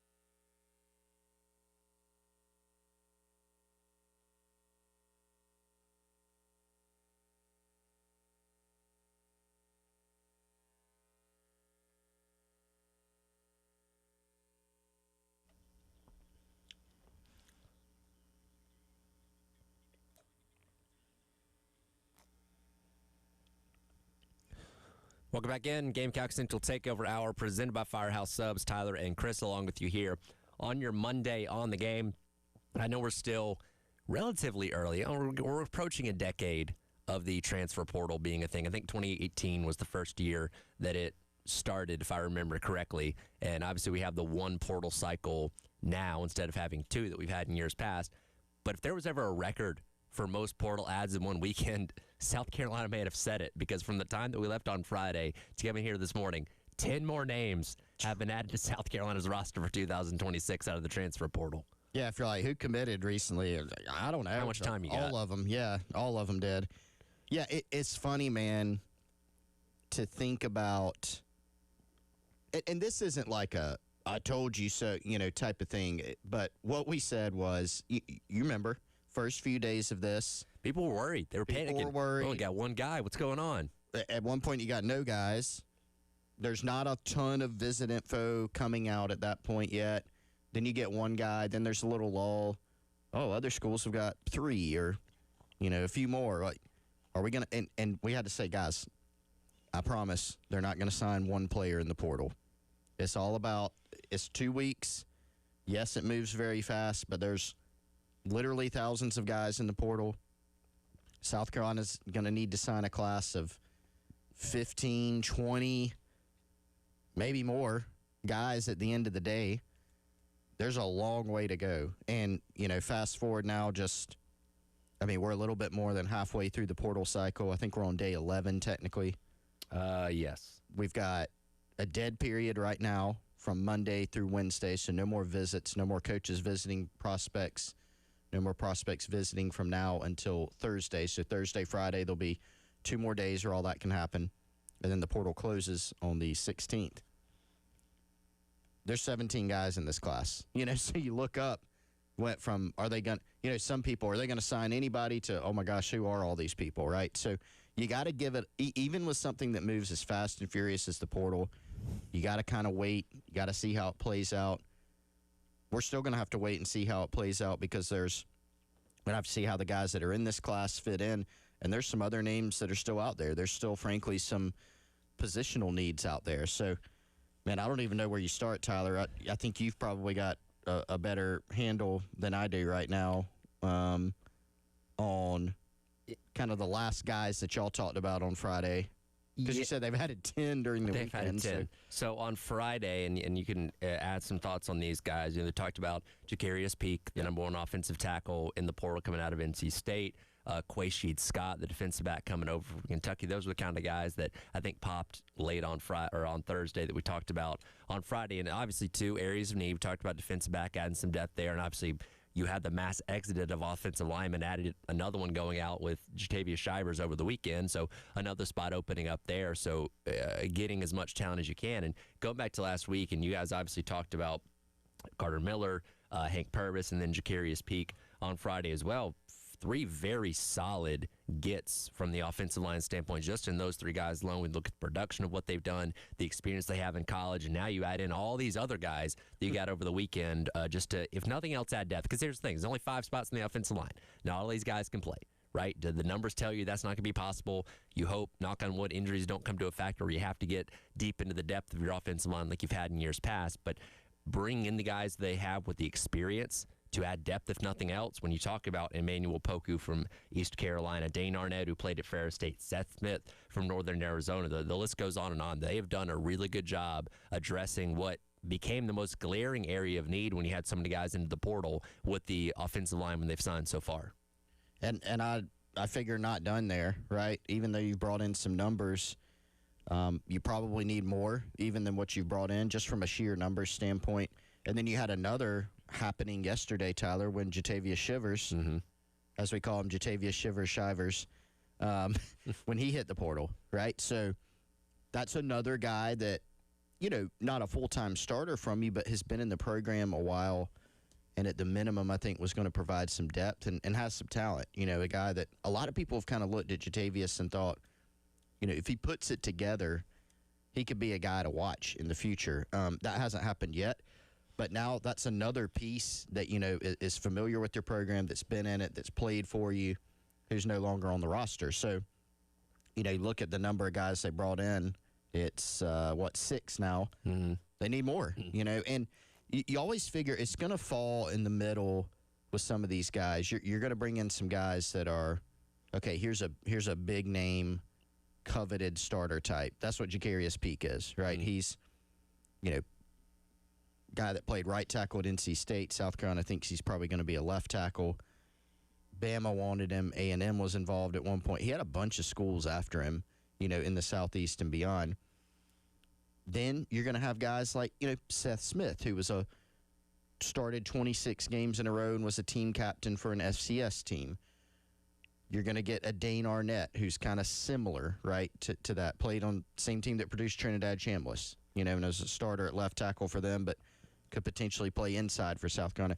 And at some point, guys, you're probably going to see some names pop up that are a little bit more of like developmental depth pieces because, frankly, you're going to need some of those. You're not going to be, to your point, Tyler, about there only being 5 spots. You're probably not going to find, they're probably going to end up finding 3 to 4 guys who are going to be starters out of this group. You're typically not going to find all 5, and you're not going to bring in, 8 to 11 to 12 guys who are all, those guys are all starting. There's going to have to be levels to this because I think the proof's in the pudding. South Carolina is investing and spending in this class to bring in talent. Revamping the offensive line is certainly a really, really big part of that. But I think not over yet, but some of the pieces that they brought in, some positional versatility. I think Poku, who you mentioned from East Carolina, is a guy that's probably not being talked about enough. Positional versatility, probably will play guard for South Carolina. You beat out Clemson for him. He had a visit to Clemson scheduled for later that day, but you were able to get that thing shut down. That was a big win for them. So you kind of like what you see on the offensive line, although there's more to go here. Do you remember what number Beamer said in terms of bodies in the room? Because he was asked about this when he spoke to the media after signing day, basically a month ago. I want to say I think it was more than 15. Because right now, with the 6 guys that you've gotten out of the portal, you have exactly 15 bodies in the offensive line room. And we also have to throw in the caveat, too, there's expanded scholarships. The SEC approved 20 more scholarships. You're up to 105 from 85. So you got 19 more spots you can fill as of right now based on what you've added in the portal so far. So maybe you're looking closer to maybe 20-ish guys at the offensive line in the portal. And the way it's broken down, and you're right, with position versatility, a lot of these guys have played both the interior and at tackle as well. But on y'all's scholarship breakdown, you only got 3 guys listed at tackle right now. Do you go out there and find more pure tackles to add specific depth there? And again, you can rotate some of these other guys around. They can kick out and play tackle too if need be. But ideally, maybe you add 3, 4, maybe 5 more guys just to kind of round out that room at closer to 20 because you have the ability to do that now. Now, again, you still got to pay for that, and you got to have the money to make that work. So it's easier said than done, but you have more room to work with than you had in years past. It's a good question, and one that's kind of on my list to figure out is how is South Carolina going to handle that part in terms of scholarships, not just for the offensive line, just generally. You remember that the SEC made the decision a while back, hey, we're all staying at 85 scholarships, right? Mm-hmm. Well, now that this expansion has happened, are all teams going to kind of go in lockstep, or is it going to end up being an individualized approach? I'm really not sure yet. I'm not sure generally, and I'm not sure how South Carolina will be handling that. That is an interesting point. Gives you some additional flexibility if so. I can't remember the exact number that Beamer said, but I think you want to generally be, I think he said this in the past 16, 17, something like that is ideal, and you'd like to have a mix, of course. I think when you look at the tackle situation, I think one thing to keep in mind, Tyler, couple guys that are listed as interior O linemen on our scholarship breakdown could probably go play outside. Dane Arnett could probably play outside. And they have in prior stuff. And they have. Yeah. Arnett played left tackle this past year. Poku he's probably going to play guard for South Carolina, but he could. Shed Surratt, he could very well be South Carolina's starting right tackle next year. So, he's listed for us as an interior offensive lineman. So I think there's some versatility there. But yes, generally, I think you're going to see more guys added to this list. They just offered a offensive tackle from Bucknell, for instance, last night, who's more of a developmental guy, but kind of fits that mold we were talking about. So good start so far because I think they've They've added some depth back in. They've gotten older. Like, look at several of these guys, really all these guys. You can go and see the light red color on our scholarship breakdown. Hank Purvis, Miller, Poku, Arnett, Peak, and Seth Smith are all juniors, seniors, or fifth-year seniors, right? So a lot of playing experience added, which was a goal this offseason. Yeah, no, and again, experience in college football and getting out of the portal is obviously the recipe to success, and Carolina's done a really good job of bringing that in across all fronts so far. We'll get into some of the other guys they added outside of or from the portal this weekend coming up next. Gamecock Central Takeover Hour presented by Firehouse Subs here on the game.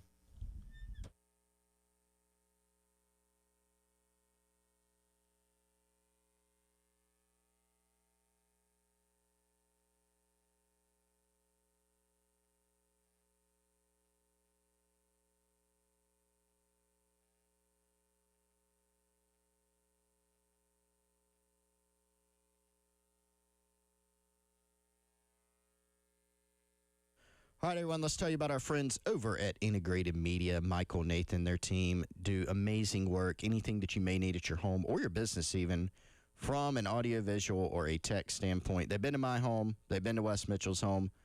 They've been out here to the studio. They've set us up with the game TV, all our TVs that are mounted beautifully here on the walls. Sound systems, security, cameras, speakers. Trick out that man cave or that outdoor space that you've always wanted. They can do it for you and more. Integrated Media Columbia. Go there on Instagram or Facebook. You can get some examples of real past work that they've done right here in the Midlands, or you can give their team a call, 803-948-8327. That's our friends over at Integrated Media. They're a one-stop shop for all your tech needs. They can source the equipment for you. You don't have to go to the big box stores. Showroom right there in Chapin. Call Michael and Nathan, 803-948-8327. That's Integrated Media. Let them help you today.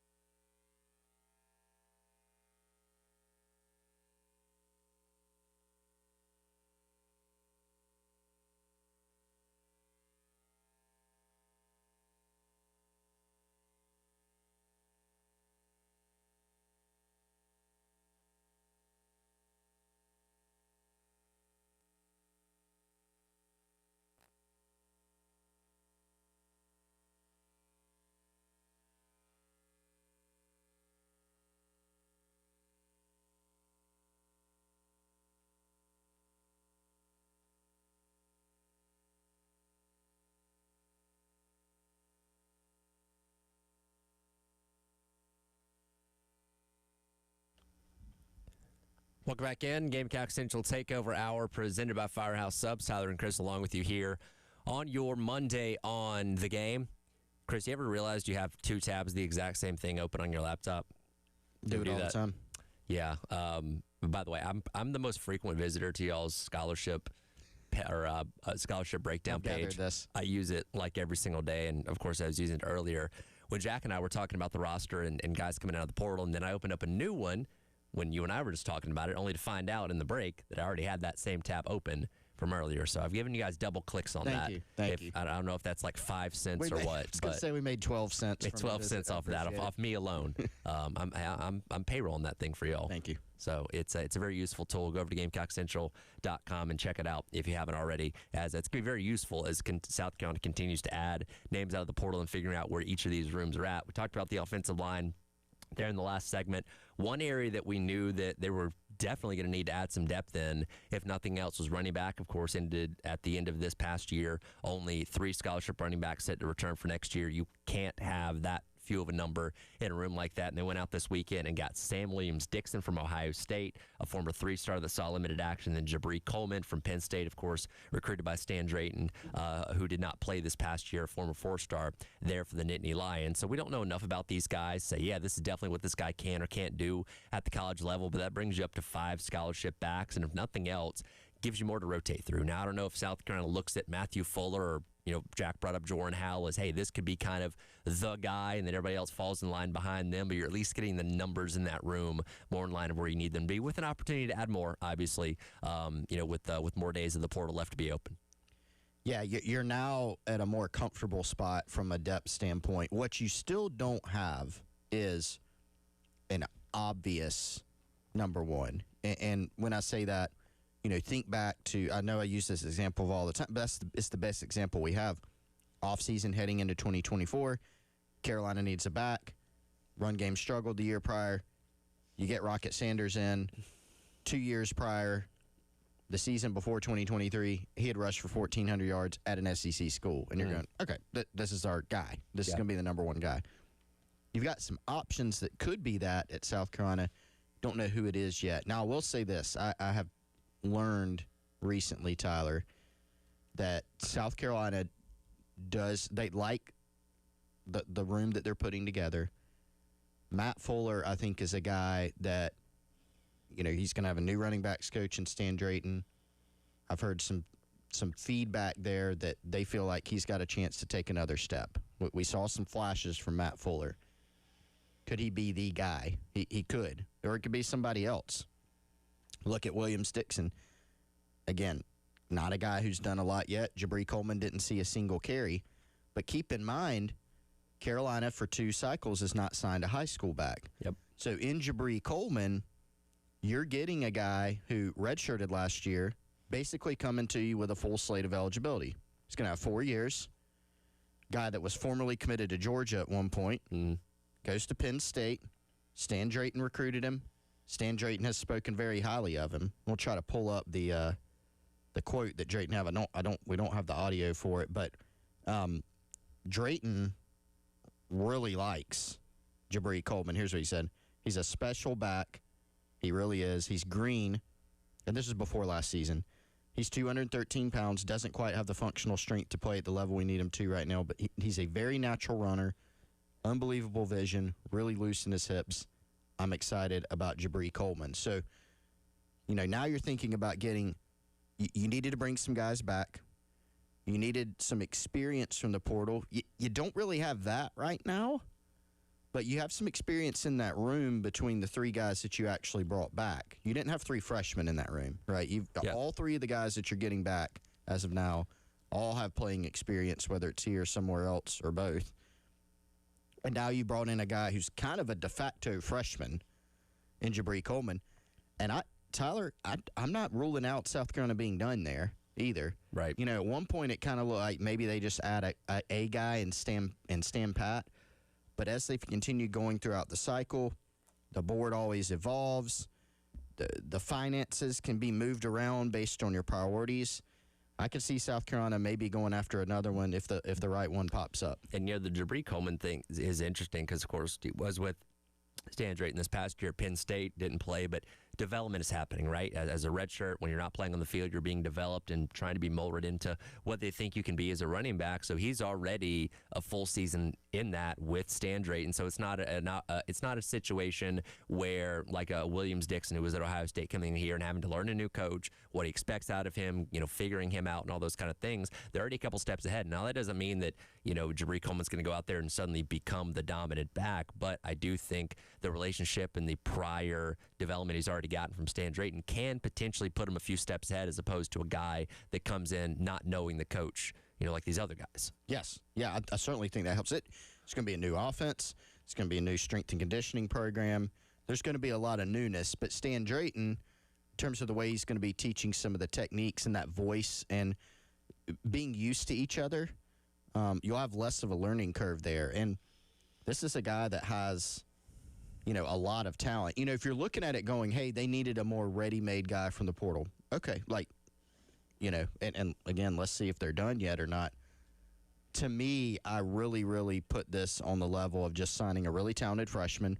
But like you said, Tyler, with the benefit of already being in a Big Ten Power 4 offense with the coach that he's going to be coached by this coming year, even with those differences, right? Like that's, I think, very, very valuable. And so, maybe this ends up being a get that's really good for this season. Maybe he ends up being one of the best 2 or 3 guys. If not, this is a guy that you can start training up in your own system, maybe hang on to him. It's the portal era, so you never know. Everybody's kind of a 1-year rental at this point. But if you can keep him in your program, maybe he's a guy that down the road's a really good one for you. Perhaps the most significant name that garnered a lot of attention over the weekend was Nitro Tuggle, wide receiver at Purdue, had been at Georgia before that, comes in out of the transfer portal, signed in South Carolina over the weekend, 34 receptions, 500 yards and 4 touchdowns, a guy that can get a lot of yards after the catch, really good, has a downfield target, obviously a phenomenal name, which certainly helps out as well. But I think you look at, like, Vendrivius Jacobs leaves the other day, he's committed to Miami now, and you say, okay, that's a little bit of a loss, right? He was somebody that really contributed to out of the wide receiver room as kind of like that second option behind Nick Harbor. But I think you look at what Nitro Tuggle brings in and says, okay, I feel like you've kind of, if not replaced all that production, maybe taking a few steps forward more with what you bring in Nitro Tuggle. And yeah, there's opportunity with Jaden Gibson. He's got injuries that you obviously have a concern at the back of your mind, but this is a guy in Tuggle that's shown you his proven production at Purdue a season ago that can be that complement on the other side of the field to Nick Harbor. And if Gibbs can go out there and be a great contributor as well, that's really good too. But you've kind of filled that missing piece of what you lost with a guy like Vendrivius Jacobs the other day, I feel like, with Tuggle. Yeah, they're similar, not the same player, but similar-ish, And Tuggle, yeah, great name. Make you miss speed type of guy. He's someone you can get into space and make some things happen. He can win some one-on-ones for you down the field and get on the deep ball. Still has, I think, room to grow because he's played 2 seasons Purdue. Wes brought this up the other day. If you see where a school is legitimately ticked off to lose a guy, a lot of times that's a good sign, and that seems to have been the case with Purdue. So I think this is a really good get for them. You would have loved to keep Dre Jacobs at the end of the day. Didn't work out, but who can you find that's kind of in the same vein in some ways? I think Tuggle's that guy, and so between him and Jaden Gibson, those are 2 very different types of receivers, but I think a couple nice gets to add to this room to provide some more competition and depth. And since you're here, how do you pronounce this guy's name from Illinois? You had the phonetic over the weekend on Twitter. Yes. Can you inform all of us? Tomiwa Dorajaway. Okay. Dorajaway. That's going to take some time. Yeah, the last name, like I've done it a million times, and it's still, the first name's easiest, Tomiwa. Yes. Just call him Tomiwa Dorajaway. We thought Okoronkwo was tough. Emphasis, yeah, Okoronkwo is nothing now. J.O. Can we call him TD? Give me TD. Do we know? Yeah. I just call him Tommy. Okay. Done. Yeah. Good. That's it. Yeah. I want to make sure because I looked at the name like, ooh, I'm going to butcher that. So I'll come along with that. But he's somebody else, and defensive line is obviously an area when you're losing the experience of guys like Nick Barrett, Monkel Goodwine needed to add some depth to, and go out there and get a guy like him. Kelby Collins coming over from Alabama is addition to his brother coming in at edge from Arkansas State. So it wasn't just offensive. They got a couple guys on the defensive side too over the weekend.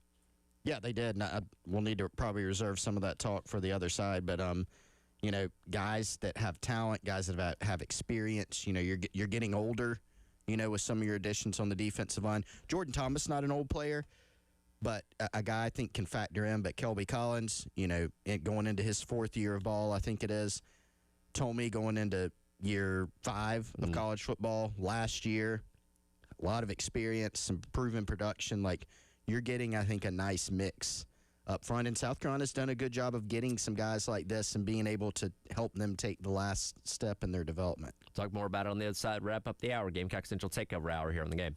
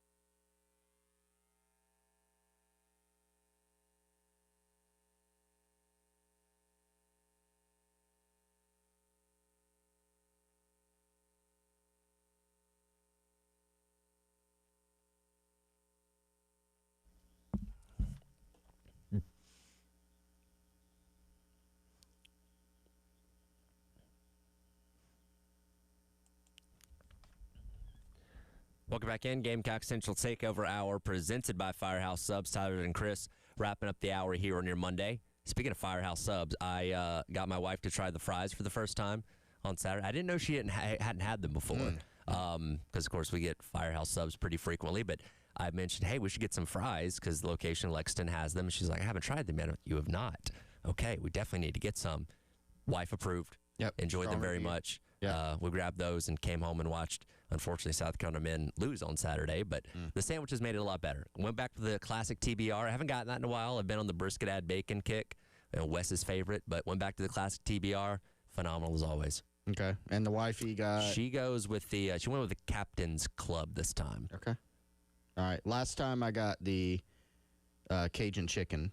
which that's one of her favorites I've as been well. I remember that. I've Yep. been on that kick too, and so I ordered Firehouse for the entire family not too long ago, and we also got a nice little fry basket with Yeah. the hero sauce. So outstanding stuff. Yeah, I missed it last month because I wasn't here with the day you guys went on early signing day. So hoping Larry invites us out here soon to another one. I'm sure.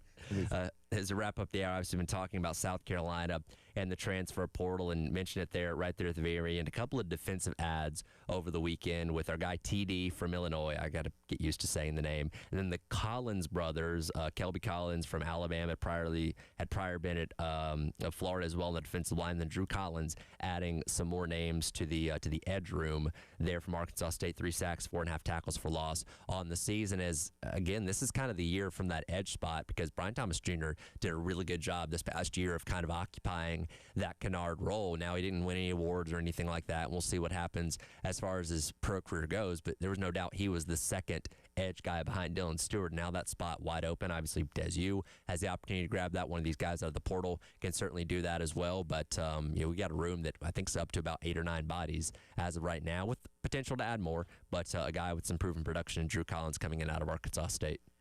Yeah, it's going to be interesting to see. So for 2 of those 3, you have a pretty clear picture of where they're going to be. Drew Collins is going to be an edge. Tomey's going to be a defensive tackle.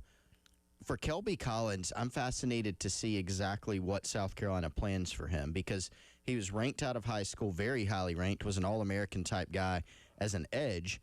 But at Florida and Bama, put on some weight, played inside, was always kind of one of those twitchier, smaller type defensive tackles. The tweener, as we like to say. And maybe that's what he ends up playing at South Carolina, or maybe he plays kind of a hybrid role. But he's someone that I've always looked at and said, if he could find the right situation, the right scheme, I still think he could be quite good. And South Carolina has a track record of doing this as of late. When you look at, so Nick Barrett spent his entire career at South Carolina, but he went from like a 15, 20 snap guy to his redshirt senior year. You looking out there and being like, Nick Barrett looks like one of the best players on the field. Look at what he did to Alabama. Like, he caused them a lot of problems this year up front. You look at GDB, Gabe Brownlow-Dindy, big-time prospect. Hadn't done much in his career. Comes here, still had a few little nagging injuries here, but had a good season last year. And is returning officially. Is returning. Big get. Looks like you look at that and go, that's a big get because that guy showed some flashes of dominance as well. You even look at Monkel Goodwine, former top 100 recruit, brand name school at Bama, had not done much. I think he had played in 2 games before he got to South Carolina. Yep. Plays 2 years here, finishes out, looks like a very solid player, probably going to get some NFL looks here and there. So, could Kelby Collins be a guy similar to that if they find the right role and right situation for him? So I think what you're getting with him is a guy that's, I've heard, great kid. He's got some ability. You've got Tomey, who's been really productive at just about every spot in one way or another that he's been to. I know people, he's been to so many different schools. I don't know why or how it's played out that way. It just has.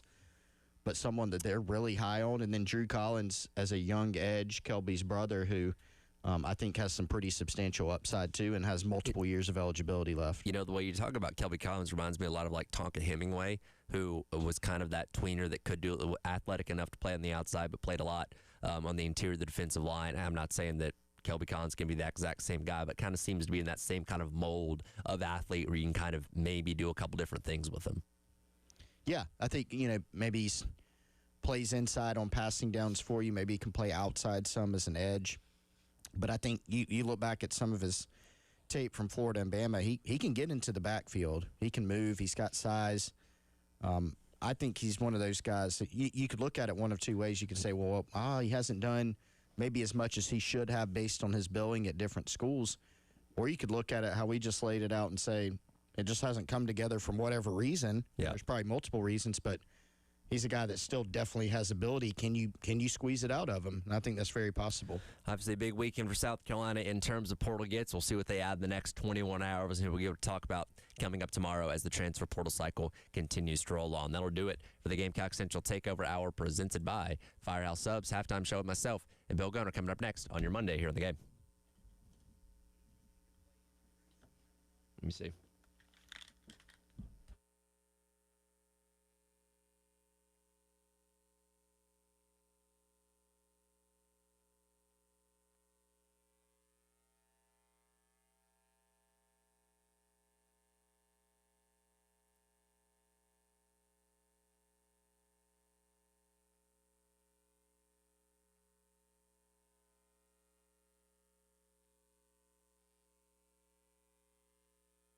All right, folks, allow me to tell you about our friends over at Integrated Media, 803-948-8327. Holidays, Christmas, right around the corner. Why don't you give yourself the gift of Integrated Media? Awesome stuff they can do around your home, whether it is simple as hanging that TV, helping out with the surround sound in the living room and just upgrading kind of that living space in terms of your tech. Or maybe you've got a basement or an extra room you want to turn into that man cave you've always dreamed of. They can help you do that too. Either going very simple or going all in with a home theater system with the projector, surround sound, and everything in between. For me, it was all about running Ethernet throughout the house and making sure that I had whole home Wi-Fi. For you, it could be just whatever you're dreaming. Also, security and cameras if you want to have that peace of mind around your home as well, and then all integrated into one tablet so you can control it from one spot. Hit up our friends today, Integrated Media. That's at integratedmediainc.com.